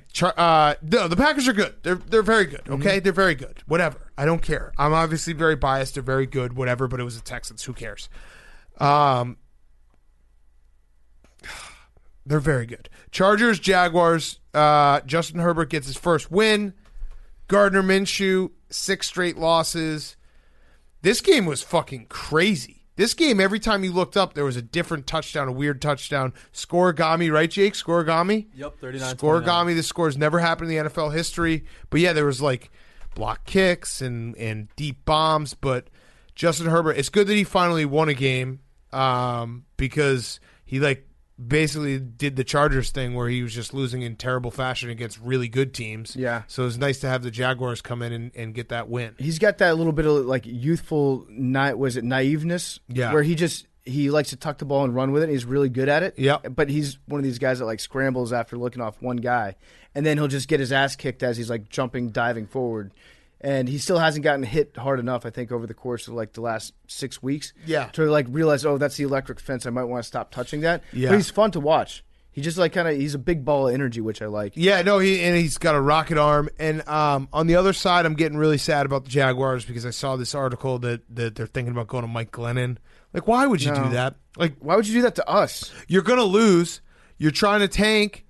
Gardner Minshew's at least fun to watch. He's cool to look at on the sidelines. Did you see his bandana? He was rocking like the tie-dye bandana. That looks sweet as hell. Right, exactly. He should be allowed to rock like a tie-dye jersey, like a uniform, like the red one where you're not allowed to hit the quarterback. Yes. The tie-dye one where you're only allowed to hang out and smoke a shitload of weed with the quarterback after the game. Yes. I like Gardner Minshew. I don't think that he's the problem. I think that there are a lot of other problems. No, they have no talent on their roster. Doug Marrone was wearing his mask upside down for the entire game, and nobody told him. That's fine. It's fine. I don't have a problem with it, but I have a problem with the fact that nobody told Doug Marrone. They respect him too much. He could beat the shit out of him because he's from the Bronx. To Diana's. Yeah, he will beat the fuck out of you. He beat up Jalen Ramsey. He would in a heartbeat.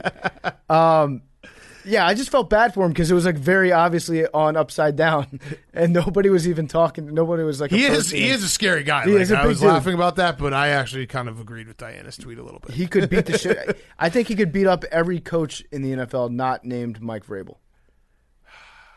Yeah, I think Vrabel would whoop him. Are we forgetting anyone specific? Yeah, Vrabel would whoop him. Vrabel would kick the fuck out of everyone. He would eat Cliff Kingsbury. I'd like in to a see. fight. I'd like to actually see. like Raheem start Morris biting might him. be a dark horse now. Brian Flores is a pretty tough dude. Yeah. Okay. That was that game. That. Good for the Jaguars. Literally nothing else to talk about. Yeah, good for the Jaguars. You scored a lot of points. Good for the Chargers, bad for the Jaguars. Jaguars scored a lot of points. Anytime the Jaguars score more than 20 points, I kind of chalk that up as a moral victory for them. They've also given up Jaguars. If the Jaguars can score a little bit, they're a great over team because their defense is so bad. They give up 30 points to everyone. Yeah, everyone, and there's the public perception because their defense was so good that they still got that defense. Before we get to our next game, PFT, I have to say we talked about this game earlier, but my whoop was going off for the end of the Lions-Falcons game. My whoop's been going off all weekend. Go off, King. I've been rocking this thing. I'm wearing it tomorrow. I think we're doing the Whoop 5K on Monday. At noon, shortly after noon, people in the office are going to run it. I'm going to try to run it. I'm going to try to get a decent time. I don't know what a good time is for me. As long as I break 30 minutes, I'll be happy with it. But Whoop is the perfect tool to help you train for whatever you have going on in your life. We are proud to partner with Whoop. They're proud to partner with us to host that virtual charity 5K today, October 26th, supporting the MD Anderson Cancer Center. That's Casey's Treatment Center during Breast Cancer Awareness Month. Today is the day, so big shout out to everyone that's participating in the 5K. If you're listening to this today, you still have time to go out and show your support. If you're running the 5K today, show us on Instagram and Twitter. Use the hashtag Whoop5K. Our donation page is still live, so go to barstoolsports.com/Whoop5K. Help us raise money for MD Anderson. If you don't have a Whoop, just check out with the code TAKE. You're going to get 15% off. So go to whoop.com, WHOOP.com, enter promo code TAKE at checkout, save 15%, sleep better, recover faster. Guess what my recovery was at this morning? Not to brag. 100%. 96% recovery. My battery was fully charged. I was well charged in it this morning. And you can get your Whoop at WHOOP.com, enter promo code TAKE at checkout, get 15% off, and help us raise money for MD Anderson this October. Okay, Chiefs-Broncos. Patrick Mahomes threw for 200 yards, and the Chiefs won 43-16. Now, they had a kick return, pick six, but the Chiefs are fucking scary, man, because they can win games so many different ways now. And when their defense plays well and they can run the ball, it's like, what the fuck? And then now Le'Veon Bell's happy. Yeah, he jumped out of the plane in New York with the DB Cooper briefcase of cash, and now he's just in an offense that he likes and enjoys and is fun to be around. It's not fair for the entire rest of the NFL that now Le'Veon Bell is a Chief, because I was liking the Chiefs more this year than I was liking last year because I like Elaire, I like Clyde. I just Clyde seems like a cool guy, and as a rookie coming in playing that well, he's fun to root for. And now they're just okay, they've got everybody. The Chiefs have everybody on their team. Yes, they have the Avengers. Are you ready to talk about your boy? Because you hold me to standards when it comes to guys. I might have been. Drew Lock is your guy. I might have been oversold on Drew Lock by others. My question to you is, if we never get that video of Drew Lock dancing on the sideline, does anyone think that Drew Lock is a franchise quarterback? Oh, my reason for thinking he was a franchise quarterback was way dumber than that. It started back at the Senior Bowl, when he gave the double finger guns to a reporter that asked him a question. Oh, okay. Because he also did the dance. Mizzou played Texas. No. And then he got it thrown in his face. No, he was just doing the double finger guns because he was talking about how he doesn't. I think he said he doesn't bench that much, but he squats a lot. Yeah. And somebody said legs feed the wolf or something. And he gave him the finger guns. So where are you at with him? Because he's now 9 starts. It's complicated. 8 touchdowns, 7 interceptions. He looked bad. He looked very bad and lost. Yep. When a young quarterback just doesn't see it, and so scrambling and they're throwing it to places they shouldn't be throwing it, and it's just like there's some young quarterbacks where they'll once in a while, in a game there'll be one or two throws you'll be like, whoa, that was a young quarterback throw. Yep. Then there's young quarterbacks where it's like they're lost. Mm-hmm. He's in the lost category right now. I'm not going to throw him out. I'm not saying he's done. I'm just saying you might have to reassess. I'm in the process of reassessing right now, and right now the biggest conclusion I can come to is that he looks very Pat Shurmur-like. Mm-hmm. Pat Shurmur has his hooks into him big time. Like, you want to talk about an energy vampire. Pat Shurmur, just the name, Pat Shurmur.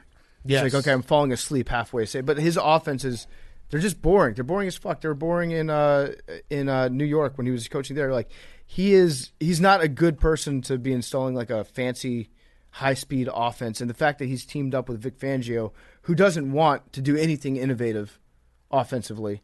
He's like the height of developing an exotic offense for Vic Fangio is like, let's sign a free agent running back. So what I'm getting from this is you're at the state of, I'm not ready to admit that maybe I was wrong. No, I'm just going to I'm blaming blame everyone the else. coaches. I'm blaming everyone else. Okay, all right. I am assessing, though. I'm in the process of assessing, which I usually don't do. Yes, I know. I usually ignore everything, and I'm just like, he'll turn a corner. Yeah, or just like keep going with it, and then it becomes its own bit, and you're like, I'm good. Then I'm just no, joking this about my Drew guy. Lock. Yes, yeah. No, but Drew Lock, I'm assessing Drew Lock. Okay. The thing about me and Drew Lock is I'm not really tied into the guy whatsoever. Well, you did. You spoke very highly of him. You said he was your guy. I thought my biggest key indicator for Drew Lock was he was making these. You gave him the moxie word. Yeah, moxie. You gave him a lot of praise. He was making these throws into tight windows and finding himself in the right place at the right time all the time. And so at some point I'm like, there's something about him which goes but into not the moxie. really, because he only has 8 touchdowns and 7 interceptions. Well, this is last year that I was saying that No, about that's him. those stats are for both years. Okay, and then there was also Von Miller being like, this guy's making the craziest throws I've ever seen in my life at practice. Yeah. And the finger guns. And the double finger guns. I can understand, and the dance, and Yeah, so you're right. We're reassessing. We're gathering information at this time. I think he had like 3 of those 8 touchdowns in one game, too. Right now, the main culprit is Pat Shurmur. Yep. The second main culprit is the altitude. Weather. And the third did not look good in cold. Is Vic Fangio, and he's not used to the snow. Vic Fangio. Also, he's in a bad division, Big Cat. He's in a very competitive division. Very tough. He has to play the Chiefs twice. Vic Fangio is such a good fucking defensive coach, and he's not a good head coach. But man, that guy, I'd give anything to have him back as defense. Everyone should want him as a defensive coordinator. He'll get another job because as the Broncos got blown out today, but they weren't that good on offense. Like, they weren't. Mm-hmm. Patrick Mahomes had 200 yards passing, and they had 100 yards running. It wasn't like the Chiefs lit them up. They just had some special teams and defensive plays that made it a huge fucking win. Right. No, he's a great defensive coach, but he's just. I don't know why John Elway thought that he was going to be like the guy to lead them. I think he just kind of thought it was the zig. The zig while everybody else zags. Everyone. Yes. Well, there are no more Sean McVay assistant coaches to interview. Yes. So I'm going to get this old guy from Chicago. Yes. All right. Snow football theoretically happened today, but it was not. Yeah, we all agree. We need to. There needs to be falling snow. Yeah, we need to do whatever we can to climate change to get snow football to actually happen. Yes. All right, wrapping up. We have 2 games left. Weirdly, they're kind of linked. Hank is sitting up in his seat. In what way? So we'll start with the 49ers, Patriots. 49ers 33, Patriots 6. 31 teams passed on Cam Newton. We saw a lot of those tweets in September. Seems like we don't see as many now. Hank, Cam Newton went 9 for 15, 98 yards, 3 interceptions. He's recovering from a virus that's killed hundreds of thousands of American lives, and he is playing the game 2 weeks after having it. Mm-hmm. And what would you say about the fact that he really hasn't looked all that great passing the ball except for the Seahawks? I mean, PFT brought this point up to me earlier, and it really, turned a light on in my brain. One of the side effects of Corona is having, a foggy brain. Mm-hmm. Yeah, he's got long Rona. He's got the long Rona, and where, situations where it might just be asymptomatic. No, he's got the long Coco, Big Cat. But he was asymptomatic when he had it, right? Well, you can be asymptomatic, and then weeks later you can still got it. symptomize. Sometimes that's the biggest symptom is not having one. Okay, got it. No, he's looked weird. He's been throwing weird when he throws. It just doesn't look. It's bad. It looks strange. It's very strange. The mechanics, he's going like overhand, like have you ever seen somebody throw an axe or a hatchet? He's great at throwing it really hard at people's feet. Yeah. Now, I think we should sign Bortles. That's where I'm at. I like that. Mentally. To defend Cam, not directly defending Cam, but indirectly defending Cam. COVID. The Patriots' defense was terrible. Like, that should get criticism as well. Like, Cam Newton wasn't good, but neither was the Patriots' defense. It shouldn't be all about Cam, but it's a lot more fun to make it all about Cam. Well, but he doesn't have, like, he obviously doesn't have weapons. Well, it's going to be about Cam anyway because, one, he's a former MVP, went to a Super Bowl, high-profile guy. Two, he's on a one-year contract, so like the future and where he fits in is always going to be a conversation. Yeah. It's funny that you talk about the balls that go like straight into his shins. He's a shin thrower. It's weird. He releases it like above his head, and then the ball. It seems like the ball has more gravity coming out of Cam Newton's hands, where it just like it goes down at an alarming rate. You know what it is? It's almost like it would be like a trick. You know, like the trick golf balls or a trick football, where one side of it is weighted. Yeah. That's what it looks like. Yeah, you're right. When he releases it, the front, the nose is already pointing down. It's. I think they have those footballs in practice. Those are the ones that Tom Brady left over. That he uses to like work on his motion, and then he just accidentally uses them in the game. Yeah, it does look weird. He also doesn't have that many weapons on offense. I'll give him that. So what is the prognosis, Hank? What does prognosis mean? What's the diagnosis? What do you think what's the diagnosis? What's the problem and what is the solution here? We are ass. Whoa! Our team looks like ass. Are you talking cheeks? The solution. You talking cheeks? You guys butthole? You talking cheeks? Cheeks, yeah, just ass. Mad cheeks. Ass. Big Sean. Ass. Ass. I did not expect this out of you. Okay. I mean, I'll be honest with you. Ass is a generous description of what you saw today. It was last week. Yeah, and last week. Last week was, And the COVID game against the Chiefs, which we said it was just because of COVID. Once Cam plays, they would have beat them. Right. Now, not so sure. I think this is more straight booty than it is ass. Here's where, I bet on the Patriots today because I just like Belichick. Huge mistake. You know, Belichick. He's a system coach. But I think that this is right where we want him. No, this is actually like the first time you got to be like, take a step back and be like, oh, okay, so we can't just bet Belichick. You know what I mean? Like the players do matter. You can't just bet Belichick will outcoach someone when Cam Newton's throwing balls into people's shins. We need to win 2 out of the next 4 games. And you have the Bills, the Jets, the Ravens, and the Texans. Yep. You can do that. Yeah. You can win 2 out of those 4. 3 out of 4, then we're back in the playoffs, and I'm feeling great. That's where I'm at. Okay. All right. So there, you gave yourself some homework and ready to go. People always say the whole Belichick gets rid of a player 1 season too early rather than 1 season too late. I don't think that he actually does it that often, but this is what it looks like when he actually does do that, like with Tom Brady. Yeah. This was the 1 season too early. It's not. It's like I you don't would think not. about You it would like not that. like to have Tom Brady back. I would, but it's one of those things where there's just so much more that goes into that. It's not like as simple as like, oh, if we, let's sign Tom Brady. There's just so much like history and like clearly the Antonio Brown thing, like that was an issue. Like Tom Brady wanted Antonio Brown and the Patriots. Kraft and Belichick like stood their ground. Were like, fuck that, we're cutting him. Now Antonio Brown's on the Buccaneers. Like it clearly goes more into it than just straight up like the Patriots wanting Tom Brady as their quarterback. Yeah. There was much more of a power struggle, and it made sense. I don't know. I don't feel like that. I'm not like sitting here like I wish we had Brady. Obviously, I wish we had Brady, but like I understand that it just wasn't realistic given the circumstances of the team. Mm-hmm. I'd like to give respect to the San Francisco 49ers offensive line. I feel like they get like their tight ends, obviously like Kittle, the fullback, Juszczyk, Jimmy G gets talked about a lot. The receivers are good. Their offensive line is the shit. Their offensive line is really good. And when you watch the Niners play, it seems like every position on offense kind of like they kind of look like offensive linemen a little bit, the way that they block and like run. They all have like great technique in everything they do. They all like get low. I don't know. People always talk about hips. I don't really know what a hip is, but I feel like all their hips are sunk to like proper leverage on offense, and they're just all blocking everybody. Kyle Shanahan is just an incredible coach. And for NFL fans that are maybe a little younger who don't remember Mike Shanahan's like heyday in Denver, this is essentially what it was, in that he had Jeff Wilson Jr., who ended up getting hurt, which looked pretty bad. Undrafted free agent from North Texas. He had 17 carries for 112 yards, 3 TDs. He gets hurt. Jermichael, I don't even know his Hasty, undrafted free agent from Baylor, comes in 9 rushes for 57 yards. That was Mike Shanahan. Like, you just put a guy in, doesn't matter, he'll just be a runner. Yeah. He'll fucking.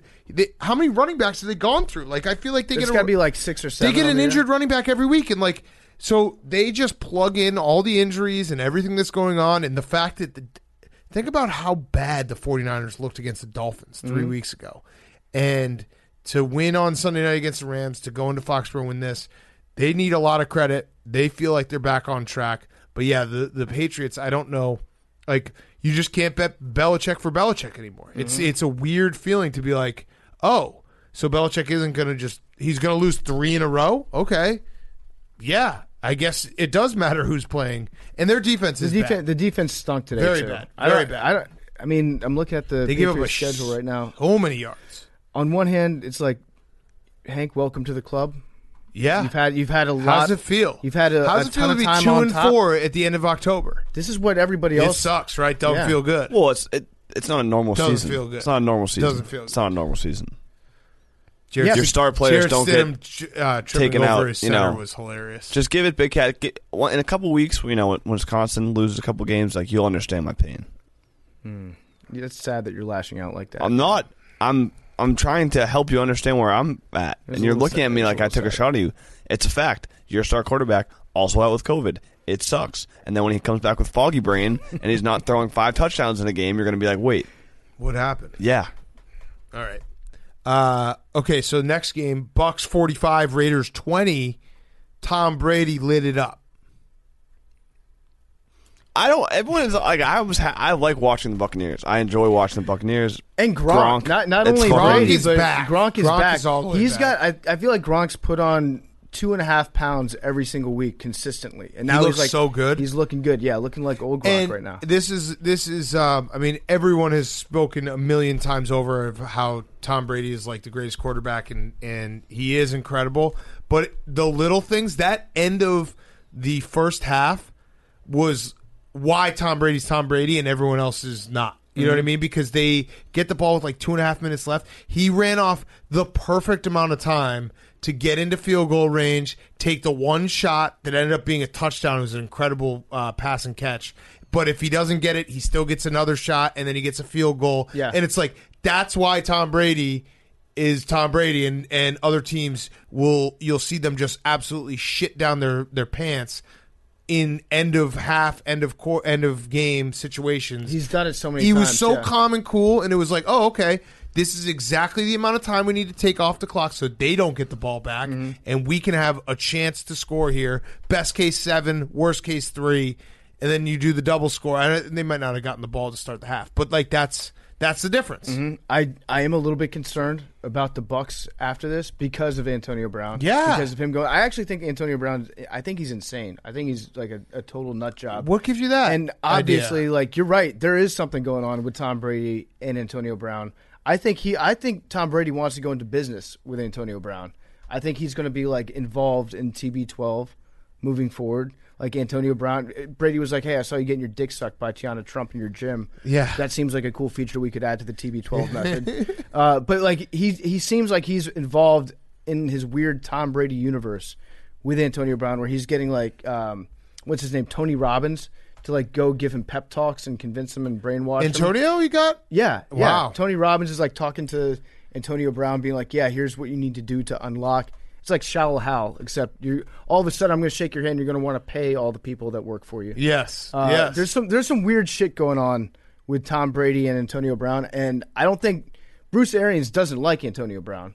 He said like pretty clearly back in March that he does not want him on his team. He's like, that guy's a diva. Like, said some pretty like Bruce Arians after 3 cocktails type stuff about him. Right. And now all of a sudden Tom Brady wants him, so he's going to let him in. Bruce Arians didn't like him when he was in Pittsburgh. Yes. He's not going to like him now. No, he's definitely not. Shit's going to. I think that the Bucs things might get blown up real fast. I don't know though. Tom Brady has that power of like, yo, if you want to buy in, we could win a ring. Just if everybody agrees for the season to become part of the cult. Right. Like Bruce Arians. Right. No, I really do think that he has that ability. Yeah. And Bruce Arians, I don't know if you saw the quote. He said it had nothing to do with Tom Brady. him in the gym had been working on it for a while. There's no chance that's true. I'm just excited to hold our good friend Stephen Shea his feet to the fire, making him answer for all of Antonio Brown's actions. Scumbag. Yeah. Say something nice about the Raiders. It was a 4-point game, and they did lose the right side of their offensive line to injury and ejection during the game. And it kind of changed from that point on. So, I don't know. The Raiders are just... I don't know what to make of them. Here's something nice about the Raiders. I'm stealing this from the announcer in the game, but Derek Carr has good balance when he runs. Yeah. So oftentimes when Derek Carr runs, he doesn't fall over. Yes. Which is not something that you can say about every quarterback. And he really takes his time before he runs. He does. I feel like he waits for as many options to happen before he's like, I'm going to run. You know what? He goes through his progressions. Yes. He's really good at taking his time, making sure that he doesn't have a receiver open. And then if he doesn't get sacked, then he'll start running in perfect balance. Mm-hmm. Yep, it's true. All right. Also, Alec Ingold, their fullback, he's stopped leaping over people. And now he's just running through people like he knows that he should be doing. Yep. Also true. So, good job, Raiders losing by 1 million, but whatever. That game was a little bit closer than, it was a 25-point game, but it was a 4-point game going into the fourth. Right. So it kind of fell apart really quick. Yep. But the Bucs are a problem. The Bucs are officially a problem. They're a very, very good team. Did you have, is there such a thing as a baby moon? I've heard about this where, people do a vacation before, our last time together before we have a kid. No. This is baby moon. People do that. This is the Can I get one? Yes. Yeah. You want I'll one? take yours. Can I take Big Cat's? You have to get somebody pregnant. Yeah. I have a dog. No, Billy. I actually had a really high idea of doing a sketch where it's a dude who is a terrible GM of his own life, and so he keeps trading future picks for current situations where he'll hit up his fiance being like, I want to have a really big boys weekend, I'm gonna go watch the games week 8 of the NFL. Let's just pretend it's my bachelor party. So he just trades away his bachelor party. Yeah. And then, he just keeps going down the line where he's for just, the most, quick hit stuff. Yeah, let's, just pretend it's the day I get a raise when I'm 45. Yeah. I really want to watch week 12 with my guys. At some point. And then he gets to, he's, 27 years old, and he has no draft capital left. And he's like, I'm fucked. Well, the last thing you can do is okay, I'll trade you my entire funeral. No one comes to my funeral. I don't even have one. Just light my body on fire. Yeah, be or let's pretend this weekend was our 70th wedding anniversary. Yeah. He's just trading everything. He's Sean McVay. He's like, I'm going to trade it all for win now. Yeah. Which win now is literally just, I want to go eat wings with the dudes and watch college football. It's Taco Tuesday where you get beer towers for $9.99. Yeah. So instead of having a funeral, can I just go down there and get hammered till 1 a.m.? Yes. That's actually a pretty good idea. Yeah. All right. It's like a sketch, but also everyone's life. But yeah. So should we talk baseball real quick? Real quick. Clayton Kershaw, MVP. World Series MVP. Why not? He's 2-0. It would have been so awesome if they had stolen home on him tonight, though. Oh, my God. That Game 4 was incredible. One of the best World Series games that no one watched. I watched it. No, I know. I'm just saying, it doesn't feel like on a macro level. But yeah, it was awesome. A million lead changes, and that there's something about whether it's a shot in basketball or a throw, the alligator arms coming out at the worst possible time because that throw. I think who's Turner. Turner made the throw, and he just alligator armed it. No, well, Turner cut off. Yeah, and then he alligator armed the throw to home, where he started the throw, and then he thought twice about making the throw, and there's something about the alligator arms. I think there were 4 errors on that last play, weren't there? It was incredible. And then Kenley Jansen, dude, Little League, he was standing in the worst possible spot. If he's backing him up, they probably go to extra innings. Yeah, he was standing in front of home plate, right? He was watching the play happen. You got to know where you're going to be before the play happens. He was the kid in Little League who, you have to put in right field because he's going to sit down and, pick the grass in the middle of the play. That was an awesome into the game. It reminded me a lot of Luis Gonzalez. Remember back in, 2001 when they Duck Snort? Yeah. Yeah. Great ending. Yes. Love baseball. All right, yeah. 2-0, Clayton Kershaw. I think he's going to be – here's what I'm hoping they do. I'm hoping that – well, no, he's not going to pitch on Tuesday's Game 6. Maybe bullpen Wednesday, Game 7. Emergency? Yeah, if it goes 7. But he was, he's 2-0. Why not? I feel like they'll give it to him, right? Mm-hmm. Why not? Fuck it. Mookie earlier in the series. Yeah, shit. All right, well, that's our baseball talk. It's been a great series. I would highly recommend people watch it. Joe Buck's doing a wonderful job calling the games. Joe Buck's doing a great job. They closed the roof on him tonight, so he couldn't complain about a flyover. There's some really funny fans. There was the dude doing a suck it. He looked like he was 50 years old wearing a Hawaiian shirt. That guy was living. I don't know who's going to these games, but I fucking love Do you think it'd be fun to go to a game right now? I was thinking about this the other day. Like, would it be fun to go to not World Series game? Would it be fun to go to an NFL game that had like 10,000 people? Yes. You think so? Yes. Traffic would be sweet. Everything would be sweet. You could just sit in your own fucking section. Everything would be sweet. In these World Series games, like the fans, I don't think any of them have jobs, but they look like they're having a great time. Mm-hmm. Like, they really do. Yeah. Every time they show someone, it's some older dude with a Hawaiian shirt. I mean, he literally was an old dude with a Hawaiian shirt doing "suck my dick," and then the guy the night before who threw the glove on, and then the shirt guy, nice swing, bitch. Yeah, nice swing. Yeah, what a great. You crew. Usually don't get those in baseball audiences, especially not in the postseason, because the tickets are like $5,000. Somehow, this World Series, the entire fan base, the entire stadium is just full of like everyone's cool divorced dad they know. Yeah, no, it's just a lot of uncles. Yeah, in baseball, you never get neutral sites. Like, these fans don't really care who wins. I think there's real fans there. There's some Dodgers fans for sure. Probably a lot of neutrals. They're just there for a good time. All right, let's get to Deion, and then we will wrap up with some football guy of the week and who's back of the week. Before we get to Deion Sanders, I want to talk to you about our great friends over at 3Chi.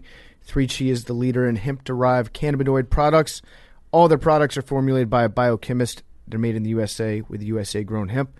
When we released their Delta 8 products, they were the first federally legal THC products sold in the USA since Prohibition started almost 90 years ago. Delta 8 is a federally legal version of THC. Its effects are a perfect hybrid of CBD and Delta 9. In other words, it makes you feel awesome. I can tell you what they want me to read off this piece of paper, but it's easier if I just tell you you feel awesome when you use Delta 8 from 3Chi. Their THC is incredible.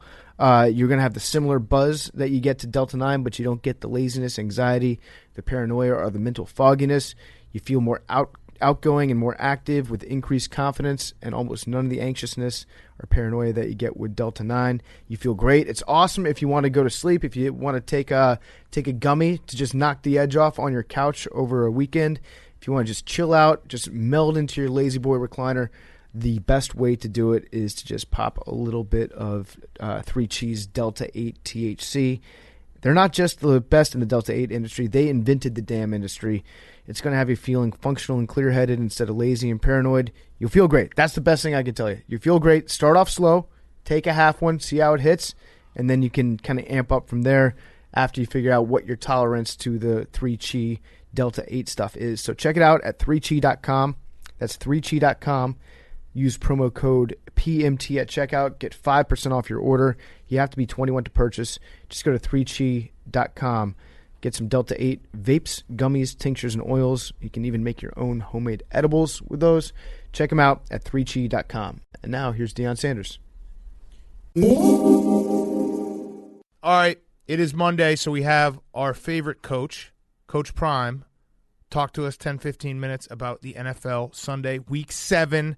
Where do you want to start, Deion? We could start with the Falcons being a dumpster fire. We could start with the Cowboys being even bigger of a dumpster fire. We could start with, what else? The Patriots being a dumpster fire? Or Tom Brady being incredible at age 43. Where do you want to start? What stuck out to you? Let's start with the Patriots. I know Dan is just taking a dump right now. Like, he has to be furious. I didn't see that one coming. I didn't see it coming. The Patriots aren't as good as some thought they were. I didn't think they would win the division anyway. I still think Buffalo's going to do that. But what they did today was horrible.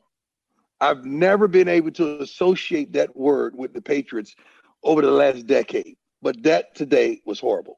And so, I mean, I agree. It was a very bad game. What, though, is the fix? Because Cam Newton, and there was a lot of talk early on of, how did all these teams pass up on Cam Newton?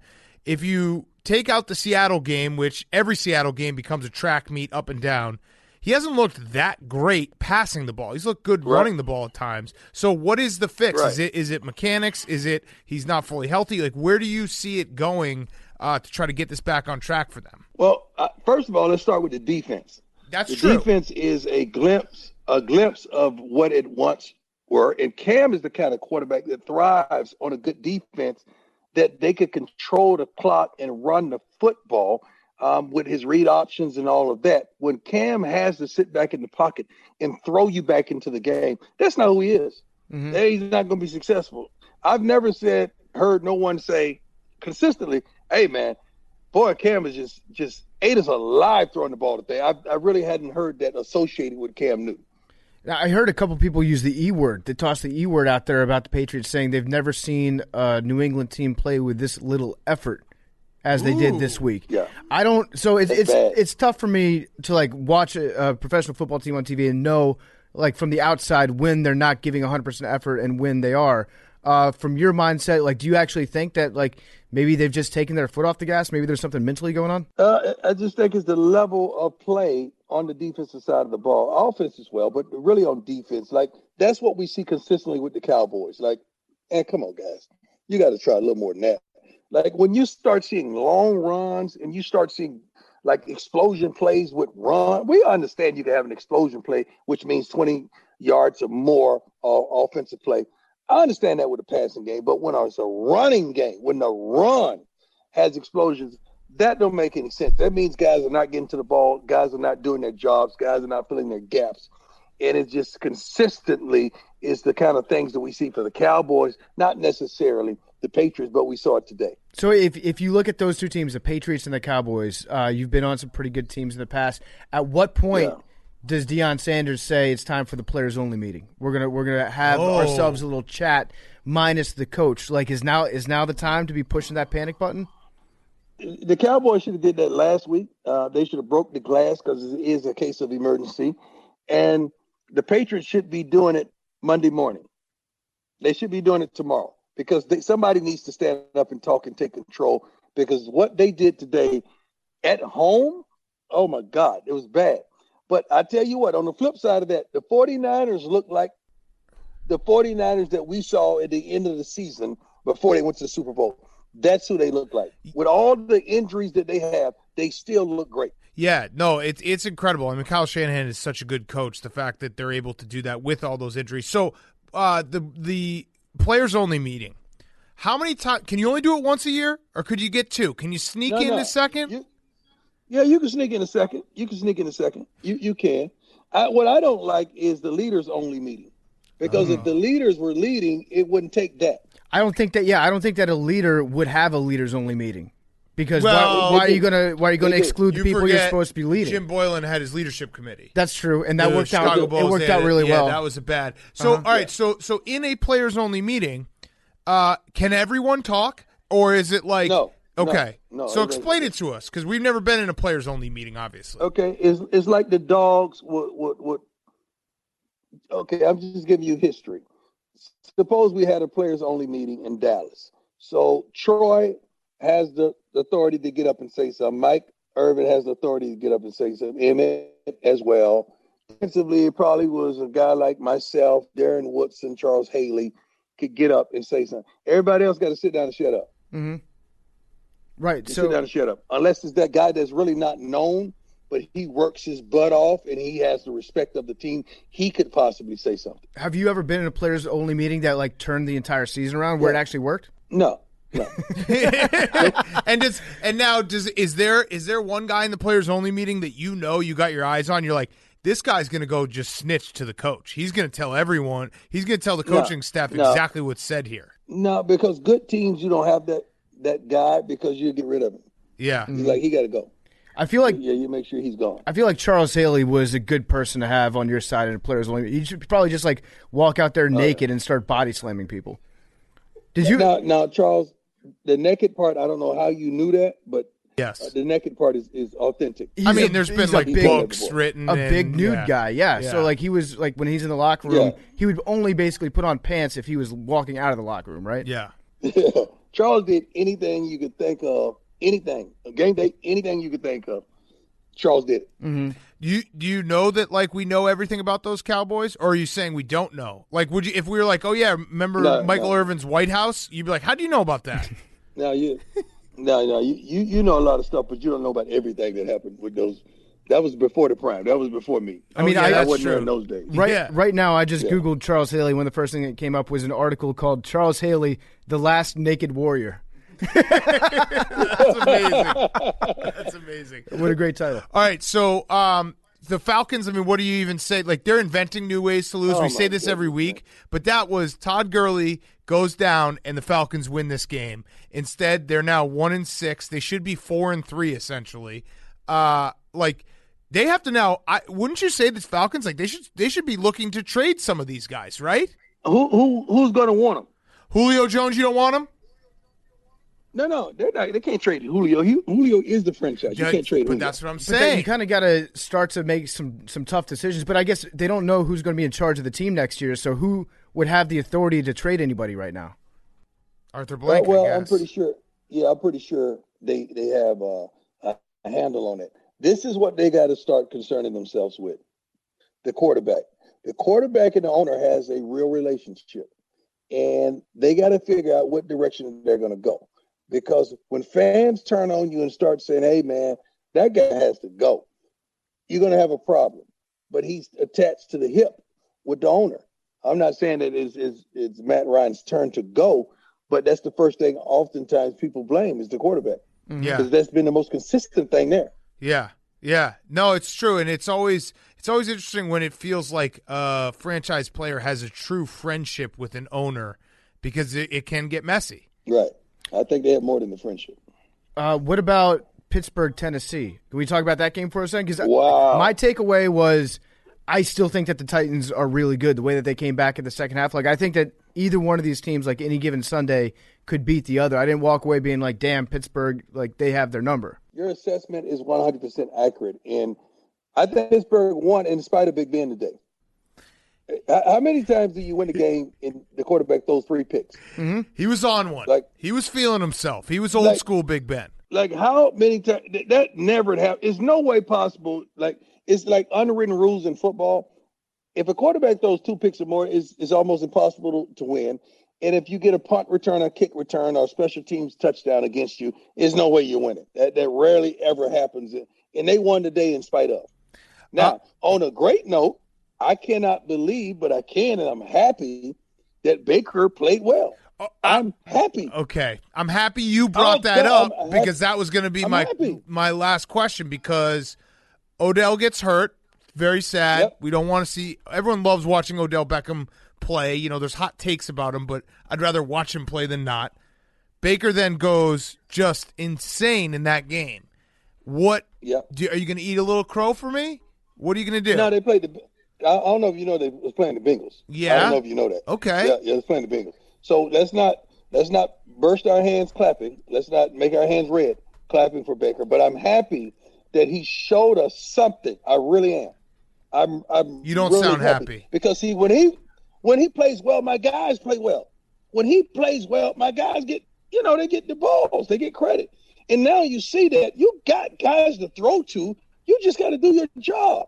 Well, and he played well. I think he had like 21 consecutive completions. He started out like shit, obviously. He threw the interception. Yeah, but still, you should eat a little bit of crow. Yeah, just eat a little crow. Just eat a little crow for just me. Just put a little crow in your mouth. Just tiny. Just 21 straight. The nails, the toenails. It's 21 straight completions. How many went over 10 yards? I knew you weren't. I knew you weren't giving Baker credit. I knew it. I saw one that was not real. I saw one that went over 10 yards and it went to the end zone and it won him the game at the very end of the game. Did you see that one? Hey, PFT, let me tell you something. I'm gonna tell you one of the funniest things that happened. When I watched the video of us and the way you were turning around looking, you knew something was up. That was the funniest part of the video. You knew something was up. The way you looked and turned around before it even went down. Right. So if I messed up when I said my website. I messed up when I said my website. Yeah, I was like, what the hell? Deion tried to dunk on me in the office, and he called me and Big Cat over. He's like, let me get a picture for my website. And I'm like, what do you mean your website? You mean barstoolsports.com? And Big Cat said website. Yeah. Yeah, and then you tried to dunk on me. I swatted you, and then I mossed you. Then I don't know if you saw the still frame of me mossing you. You had your head in your hands, away from it. bent over, running away from it. And then I spiked the ball in your face. I wasn't there for you to spike the ball in my face. But when you turned around and flinched because you know someone was up, that was the funniest part. I didn't flinch. That's called reaction time. Yeah, that's called keeping fluid hips. Right. Being ready for anything. It's true. Fluid hips. I like fluid hips. I actually had one last question. Arch Manning, are you going to let PFT and I go and recruit him for Jackson State? Because we will. No, I don't know if he'll be comfortable there in Jackson State. Well, we'll make him comfortable. I want you to make him comfortable, but I don't know if he would be. Okay, well, we'll recruit him. He grew up in that environment. Let us recruit him. You know what? I'm going to put you guys on things that I know you could really attain. I don't think that's attainable. Put us in a position to succeed. Actually, wouldn't that be a wonderful moment for America if we could recruit Arch Manning to go play for Coach Prime at a historically black college? But you got to understand that that's going to be hard, though, because it's a kid in my house that my coaches are recruiting right now that I want to play quarterback at the HBCU that I coach at. Okay, so you should that's a conflict of interest. So to set us up for success, you should let us recruit your son to play for you. You know what? I tell you what, you guys got to come up with 5 things that you can do or say that my son would want to come. 5 ways, 5 things, and you guys trust me. What I saw the other night at the boxing thing, you guys got a lot of ways to get it done. You guys are so versatile. Yes. Number 1, best reason to do it, you have offensive guru, future quarterback whisperer, producer of the Yak, Stephen Shea, that's going to be giving you plays. So he's going to be putting some stuff in that'll blow your mind. Shay is balling. Shay has exploded my email already. Oh, we know. My email has just burst. Yeah. He got I'm using 2 of his plays this week I'm going to take a chance. And if they make it, hey, he's in. Oh my God, you're creating a monster. I'm rooting for them to fail. I just want you to know because he is. I want him to be successful in life, but it's got to be gradual. Because if he gets too much too fast, he's gonna rub all of our faces in it. Yeah, Steve Shea is good, man. He got some good stuff, man. He's gonna clip this. God damn it! All right, we'll have to take this part. We're gonna have to take this out. All right, Coach. Yeah. Thank you as always. We will see you next week, all right? Appreciate you guys. God bless you, man. Do not ever forget me again for the boxing match or we're not going to be friends. Okay, there we go. Don't ever forget me again. All right, guys. All right, see ya. See you, Coach. Okay, thanks to Deion. Let's get to our football guy of the week, and we will finish up the show with Who's Back. Football guy of the week presented by Phillips & Norelco. One Blade, the only tool that can trim, edge, and shave any length of hair. Pick up a specially marked One Blade Barstool pack nationwide where you could win up to $1,000 to the Barstool store. And if you have your own football guy looks, we want to see them. Tweet your funniest game day facial or body hair looks to @PartOfMyTake using Trim It to win it for a chance to win a special PMT experience like playing a round of Mario Party, sitting in on an episode, recording, or watch a Thursday Night Football game with us. We'll be choosing one winner a month. Your style, made simple. Phillips & Norelco, One Blade. Do it again. Trim it. # Trim It to win it. Phillips & Norelco. We love the One Blade, and they are a great sponsor of our football guy of the week, the Phillips & Norelco One Blade football guy of the week, Jake Ub. All right, guys, we're going to start off with Steelers offensive coordinator Randy Fichtner. He says Did you pronounce that correctly? It is Fichtner. Jake was freaking out trying to figure it out. I took like 20 minutes to find it out. Fichtner. Fichtner. That's like Rex Ryan's wet dream. How do you spell it? Fichtner. But it's Fichtner. Fichtner. Yeah, it's Fichtner. Okay. It's like David Fincher. We're going to call him Fichtner. So what's the deal with David Fichtner? He said he hasn't gotten a haircut, gone to a gas station or restaurant or grocery store since March 16th. Wow. So he's a huge lib cuck. Or he's like the complete opposite and just a mountain man. I wrote about he was maybe survivalist and had an apocalypse bunker that has come in very handy over the last 6 months. I wrote about it in the Football Guy blog. The first half of the streak is due to circumstances out of his control, but after summer, I think we've all gone to Right, you're here, yeah. He just liked it. He Right. liked being lonesome. But I don't know. Probably sucks for his wife.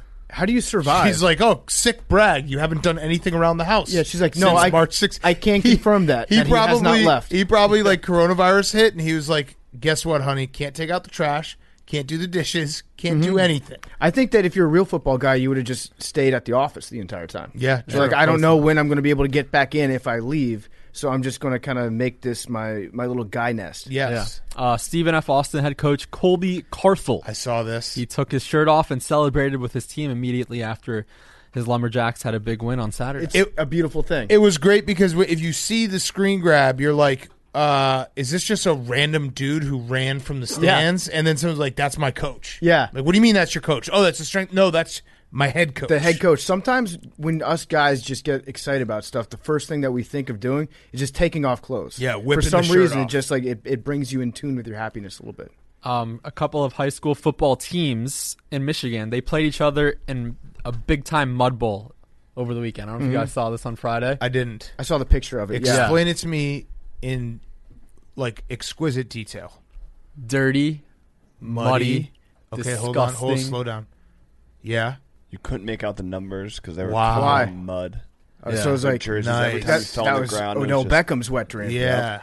Okay. He's doing some film study on that right now. sloppy, sloppy, Nice. Was it slippery? squishy. slippery, squishy, Oh, the gooey, squishies time? Gooey? Yeah. Moist? Okay. moist. Any rocks in that mud? That sucks when there's a rock in the mud. I Yeah. don't know. All right. Okay. And then we're ending things with Bills fan Mike Jeswald, a pilot who drew a Buffalo Bills logo in the air over the team stadium and surrounding areas. I mean, PFT This pointed guy has to win this week. If you look Yes. at the pattern that he flew in the air, first of all, the attention to detail, he did include the buffalo penis in it, Nice. which people don't talk. I'm on a one-man awareness-raising wrecking crew to just let people know that the buffalo does have a penis in the logo. He has that. He made like every single sharp turn, including some, as Warren Sharp pointed out, like he risked his life to execute a turn this sharp to draw the logo just perfectly above Western New York. It's unbelievable. In fact, when I first saw it, I thought it was fake. I was like, there's no way. If you got like Prison Paul on here who was breaking down like the pilot maneuvers and loose change, if you got Paul Watson to look at this, he'd be like, there's no way that an untrained pilot would ever be able to pull off this turn without like 30 years in a jet. All right. So, football guy of the week, Philip Snorelko. Yep, Vote. vote. Philip Snorelko, one blade West football guy of the Virginia week. fan won it last week. Oh, he nice. was random when we did this podcast, and then he came out after us on Twitter, and now we know his name. Okay. There we go. Yeah, so- He was the FU COVID guy. Yes. Yeah. Ah, perfect. Respect. Yeah. Perfect. Okay. Thank you, Jake. Great job. Phil Snorelko, one blade football guy of the week. Go vote. Hank, you want to start with who's back of the week? Sure. Is it Habib? My who's back of the week is Habib. Yeah. Why? He fought this weekend, moved on to 29-0, and then he retired. And it came out football guy that he had a broken foot the whole time. Wow. And he did it for his dad who passed away recently. That's why he's retiring. Right. He said he can't. This was his dad. But he won it for him too, right? Right. His dad passed away in the past year or so. And then so he was like, this might, I can't do it again without my dad. I'm upset So just shout because out to Baller move. Habib. he's such a good fighter, The but GOAT. also his hats are just The best. must-see TV. You tune in to see what kind of hat he's going to wear afterwards. That and I don't know if you guys ever seen the clips of him when he talks to his opponents as he beats the fuck out of them. Yeah. It's the scariest thing in the world. When he's like just smashing someone's face in, he's like, I deserve this like title shot. I deserve this. I'm the one. Like, sorry I had to do this, but I have to do this. I'm the one. Yeah, and he's such a good fighter that he's fighting like the best competition, but there just hasn't been anyone that can challenge him. Yeah. Really And at all. What did Connor say? Connor Did he was say like, anything? he was like, respect for He's your like, father. thank God I don't get my ass kicked Yeah. again. Good performance, Team Khabib. I will carry on. Respect and condolences on your Oh. father again. Also to you and family, yours sincerely, the McGregors. Wow. That's Class. pretty nice. That's very classy. And I think that means McGregor's next fight will be a title fight. Yeah, and McGregor, again, doesn't have to get his ass kicked by Khabib. Because the way Khabib kicks your ass has got to be the worst way. It's demoralizing. He's a snake. The whole and foot stomping Yeah, stuff too. It's just like you realize very quickly stepping into the ring that you've made a grave mistake with your entire life, Yes. reaching up to that point. The clip I saw that when I was, say that was crazy was the one of him in the river. It was like an ice cold river. And Yeah. he was swimming upstream, and he was just do flying. you think you could catch him? No, if he was a Yeah, fish, there- I could be able to. yep, If he was I rest my slippery, case. you could catch No, when him, I yeah. say snake, Well- I mean it in a very positive way. In the fact that he just will, he like strangles the life out of his opponents and makes them tap, and it's awesome. What are you looking at, Hank? Yeah, that's a touchdown. PFT, what's your who's back? My who's back of the week is the Shiano man. Yep. And Rutgers is back. Rutgers got a big win. They are bowl eligible. I kind of told everyone who listens to the show on Friday that was going to happen. They are And bowl Indiana, eligible. you're welcome. I did. I told everyone I love So, Rutgers. Like when I love Indiana. Really, Yeah. they just have one more win to hit the season over, which I did take on Rutgers because I'm a believer in the Shiano man, at least for a short period of time. I will believe in the Shiano man. So it's good to see him back. And then my other who's back of the week is another coach who we love that we haven't seen around in a while. Is Hugh Jackson. Yeah. Hugh Jackson went on the radio in Cleveland and discusses Baker Mayfield. He said, I think Baker is not playing in a system, in my mind, that showcases his talent and ability. So if there's one person that knows exactly how not to showcase Baker's ability, I would take it from Hugh Jackson. Did you see Hugh also is a big time like DM reply guy? I saw some of those floating around. Oh, really? People like giving him shit, and he's a big like, you know, I'm praying for you. I'll think about you. It's sad that you have to belittle yourself and your family by trolling on the internet type of guy. He's trying to improve people like one passive-aggressive comment at a time. He's the back last human on earth that thinks you can change someone's opinion online. Yeah, bless your heart. I'm going to try to fix that. Yeah. So the article I just that- have to explain it to people. That's all. I got to explain it to them in DMs and on Twitter, and they'll totally see my side. The article I read about him was very funny, maybe unintentionally, because it quoted him as saying, the alpha male Baker is not playing as well as he thinks he should or anyone thinks that he should, said Jackson, who went 3-36-1 as head coach of the Jesus Browns Christ. before being fired midway through the 2018 season. So yeah, I'm here for more Hugh Jackson, like going back, doing the whole like talk show circuit again, and saying how Kevin Stefanski is screwing up the Browns by having them at 5-2 or whatever. Like I could deal with a little bit more Hugh Jackson in my life. He's really he is prime. I really want to be relevant. And I remember what it was. Someone was like over under like 5 wins that you would get if you, or like you wouldn't win a game if you went to the Browns or something, back to the Browns. And he was like, I won 6 games when I was with the Raiders, like as a brag. Mm-hmm. And I was like, Hugh, like that means you were 6-10. But you also won 3 games Yeah. as the coach of the Browns. Yes. He's become like the John Kasich of sports, where he just like has stunk at everything that he does, but he goes back on the air saying that he was an expert when he was there doing it. Which, I mean, if you look around sports media in general, that's the name of the game. Absolutely. So more Hugh Jackson making a fool of himself. Mm-hmm. All right, my who's back is having something nice and then having it crushed. So Graham Mertz, Friday night, did you guys watch Wisconsin quarterback? He was electric, 20 for 21, 5 touchdowns. Pretty much like, I don't know, I was losing my mind. Like, hey, we have a real quarterback. And then it came out today that he tested positive for the Coco. And the Big Ten, in their attempts to get football back, made the rule that if you test positive for the Coco, you have to sit for 21 days. Mm-hmm. So just as I was like, this is going to be incredible. We're passing it down the field. Well, who are your next 3 games? Nebraska, someone else that will beat, and then Michigan. Okay. The backups are Chase Wolf. Purdue in the middle. Oh, man. Purdue. All right. That's- You know what? Hold on. Time out. I'm going to say something nice about Purdue, because Purdue and I have a rivalry where Purdue fans hate my guts. Purdue, I bet on Iowa. I thought because Jeff Brom, Rondell Moore, both out, I was wrong. Purdue was very, very good against Iowa. That's a gutsy win. That's a decent team. And therein lies my very nice compliment about Purdue. I'll say this nice So about you're worried Purdue. about them? You still have 75% male Yeah. at your college, and that sucks. I could Sounds never like you're last worried for about 4 them. No, I'm years not on your worried. campus. Like Yeah. that takes a tremendous amount of intestinal fortitude. You got Good job. astronauts.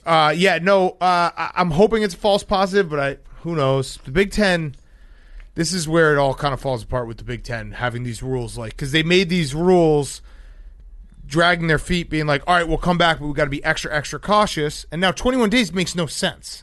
It makes no sense, right? It's just an arbitrary number that sounds a little bit longer than most schools are Than doing. 14, Yeah, right? yeah. They're like, okay, what's longer? What? It's more all right, than a 1 week fortnight. more than 14. Yeah. So, I mean, Nick Saban beat COVID in like 9 hours. It was less than that. Yeah. So I think Graham Mertz can probably play, but whatever. I will. Cam that Newton's will still be- going through it, Big Cat. That's true. Just wait. He's got the Yeah, brain that's right. fog. That's You- right. You don't want to rush him But back. is You said it- Chase Wolf is the Chase backup Wolf name. and Danny Vandenboom. Yeah, great names. Doug's names. Chase Wolf. 100% Doug's name. Entrepreneurial name. Danny Van Den What's Boom. it good literally translates for Chase Wolf? I don't know. Wile E. Coyote. There you go. Chase Wolf and Danny Van Den Boom. So, yeah, it was just perfect, Wisconsin, that I had that moment where I was like, this is incredible. We have a real quarterback. And then he tested positive for the Coco in a shortened season with this stupid 21-day rule. So he's going to miss like half the season. Mm-hmm. Great. Awesome. All right. Wait, Jake. wasn't he in the same meeting rooms as the other quarterbacks? I have no idea how any of this works. It's fucking so That would be stupid. tough if you guys just didn't have a quarterback. Half You the- just run an entire, like, what is that formation that we talked about with Warren Sharp where it was all fullbacks? Yeah, we could. We have the ability to do that. Literally translates to Ramsey Bolton. There we Yeah, go. there you go, Hank. Nice, Hank. I understand that reference. Nice. And yes. Game of Thrones. Us Game of Throniacs. Timely. Throniacs? Yeah, Throniacs. We're the Throniacs. Yeah. The Got Squat. All right. Do you want to do a who's back because Billy's not here, Jake? Yeah, thank you. I have two. Oh, wow. Whoa. Oh. Whoa. Kind of an overachiever. Okay. Hey. First, the early 2000s Phoenix Suns. Oh, yeah? Steve Nash. Yeah. Amari Stoudemire? Wine baths. Amari Stoudemire, yeah. Yeah. And Okay. then He's going to Raja get Bell? Wait, KD so and Kyrie wait, on what's that- going that on? movement. Well, he how are added they him back? to his coaching staff. Oh, Yeah. okay. So The Nets. tell us who's on the coaching staff. Just Amari and Steve Nash? No, there's others. Yeah? Like? Those are the only Leandro two that Bar- matter. Bar- Sean Barbosa? Marion. I don't know. Let's see. Okay. Raja Bell would be good. Diao.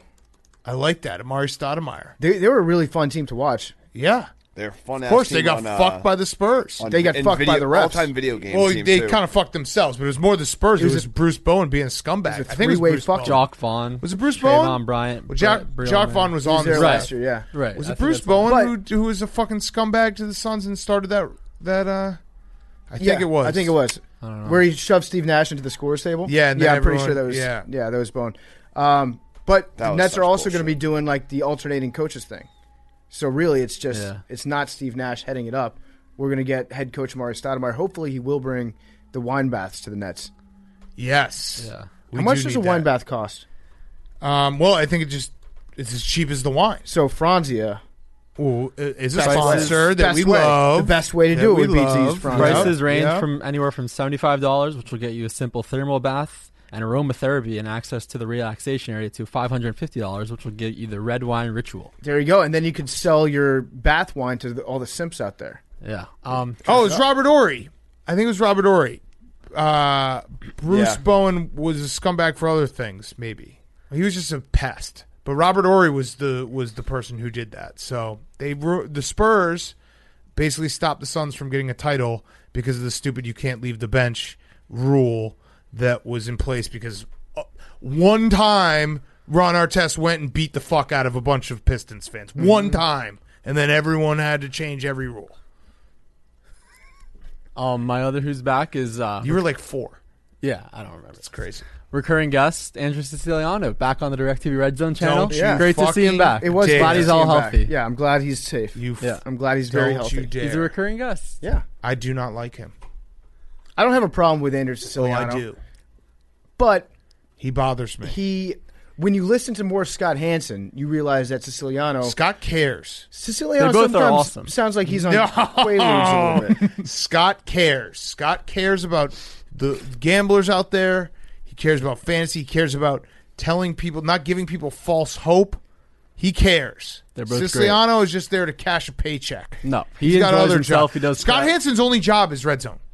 It's literally his only job. Does he do hosts- anything else? I think he hosts a few NFL Network shows. I don't think so. But then they brought I've Dan. never Was seen it Dan it. Helly Dan that Helly. they brought in when Yeah. Siciliano was out? Last week. That He And was great. It was He was interesting. a because breath of fresh air. Yeah. He very clearly got some instructions saying like, don't say anything. Don't try to do this job better than Yeah, Siciliano. probably from Siciliano. And Siciliano was like, Siciliano I will, made you Hank better not laugh fucking today. like, say I will shit. give you COVID if Yeah. you do this You gave him job some better than. props. I'll cough in your. I'll spit in your mouth if you try to say anything. I don't recall what he said. Yeah. Jake No, is they're the both ongoing great. theme. I got on to stick up for Sundays. my fellow alums. Jake. At some point, you just have to be like, hey, call a spade a spade. Sometimes a guy screws up, and Siciliano No, of being course. born is a screw up. No. No. The cat's getting mean. We got Rainer Cat right now. That's not nice. I mean, he said he's led me astray many a time. I mentioned the fucking Cody Parkey miss being a gambling moment. Mention it. Just mention it. Okay? I think he does a great job. All right. It's a very tough He job. seems like a it's nice a lot of guy. prep. Oh, there we go. All right. We have had him on. Yeah. I don't actually personally hate him. He drives me nuts. And you know what? It's one of those like it kind of gives me a little extra something. I'll give him a backhanded compliment. It gives me extra something on Sunday to have that hate in my heart. It's like So he keeps me sharp. Iron sharpens iron, Siciliano. If you associate somebody, like if you watch a certain game and you end up losing your bet and he's the one that informs you that Correct. your bet loses, you end up carrying on some of that feeling towards him. Like if you're sick when you're like 6 or 7 years old and you have the flu and you remember eating a certain food and then you can't have that food for the rest of your life without wanting to scream at it. That's what Big Cat goes through with Siciliano Right. for fucking him over on some bets when he was like 15 years old. It's good to have a foe every now and then.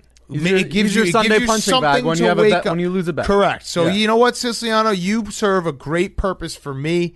You give me someone that I can just project all my anger onto. And for that, I thank you, sir. And let me know when your birthday is. I will wish you a happy birthday. I'm happy you were born. And happy he's back. All right. Let's do numbers. 8. Stick 18. with 8. 8's going to 56. 17. 17. The Ocho. Show it to me. What would Billy have picked? Someone say something Billy would have had picked. 26. 69. 26 is Billy's pick. I hope he gets it.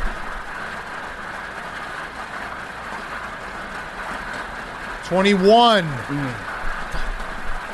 Nothing. Who was close? I had 18. Billy was 18. close. three It left. was really close. Jake, this is the Jake, Price is Right bullshit. This is not. do you have an not animal Price is Right. fact? Love you guys. Go ahead, do it. You I got don't it.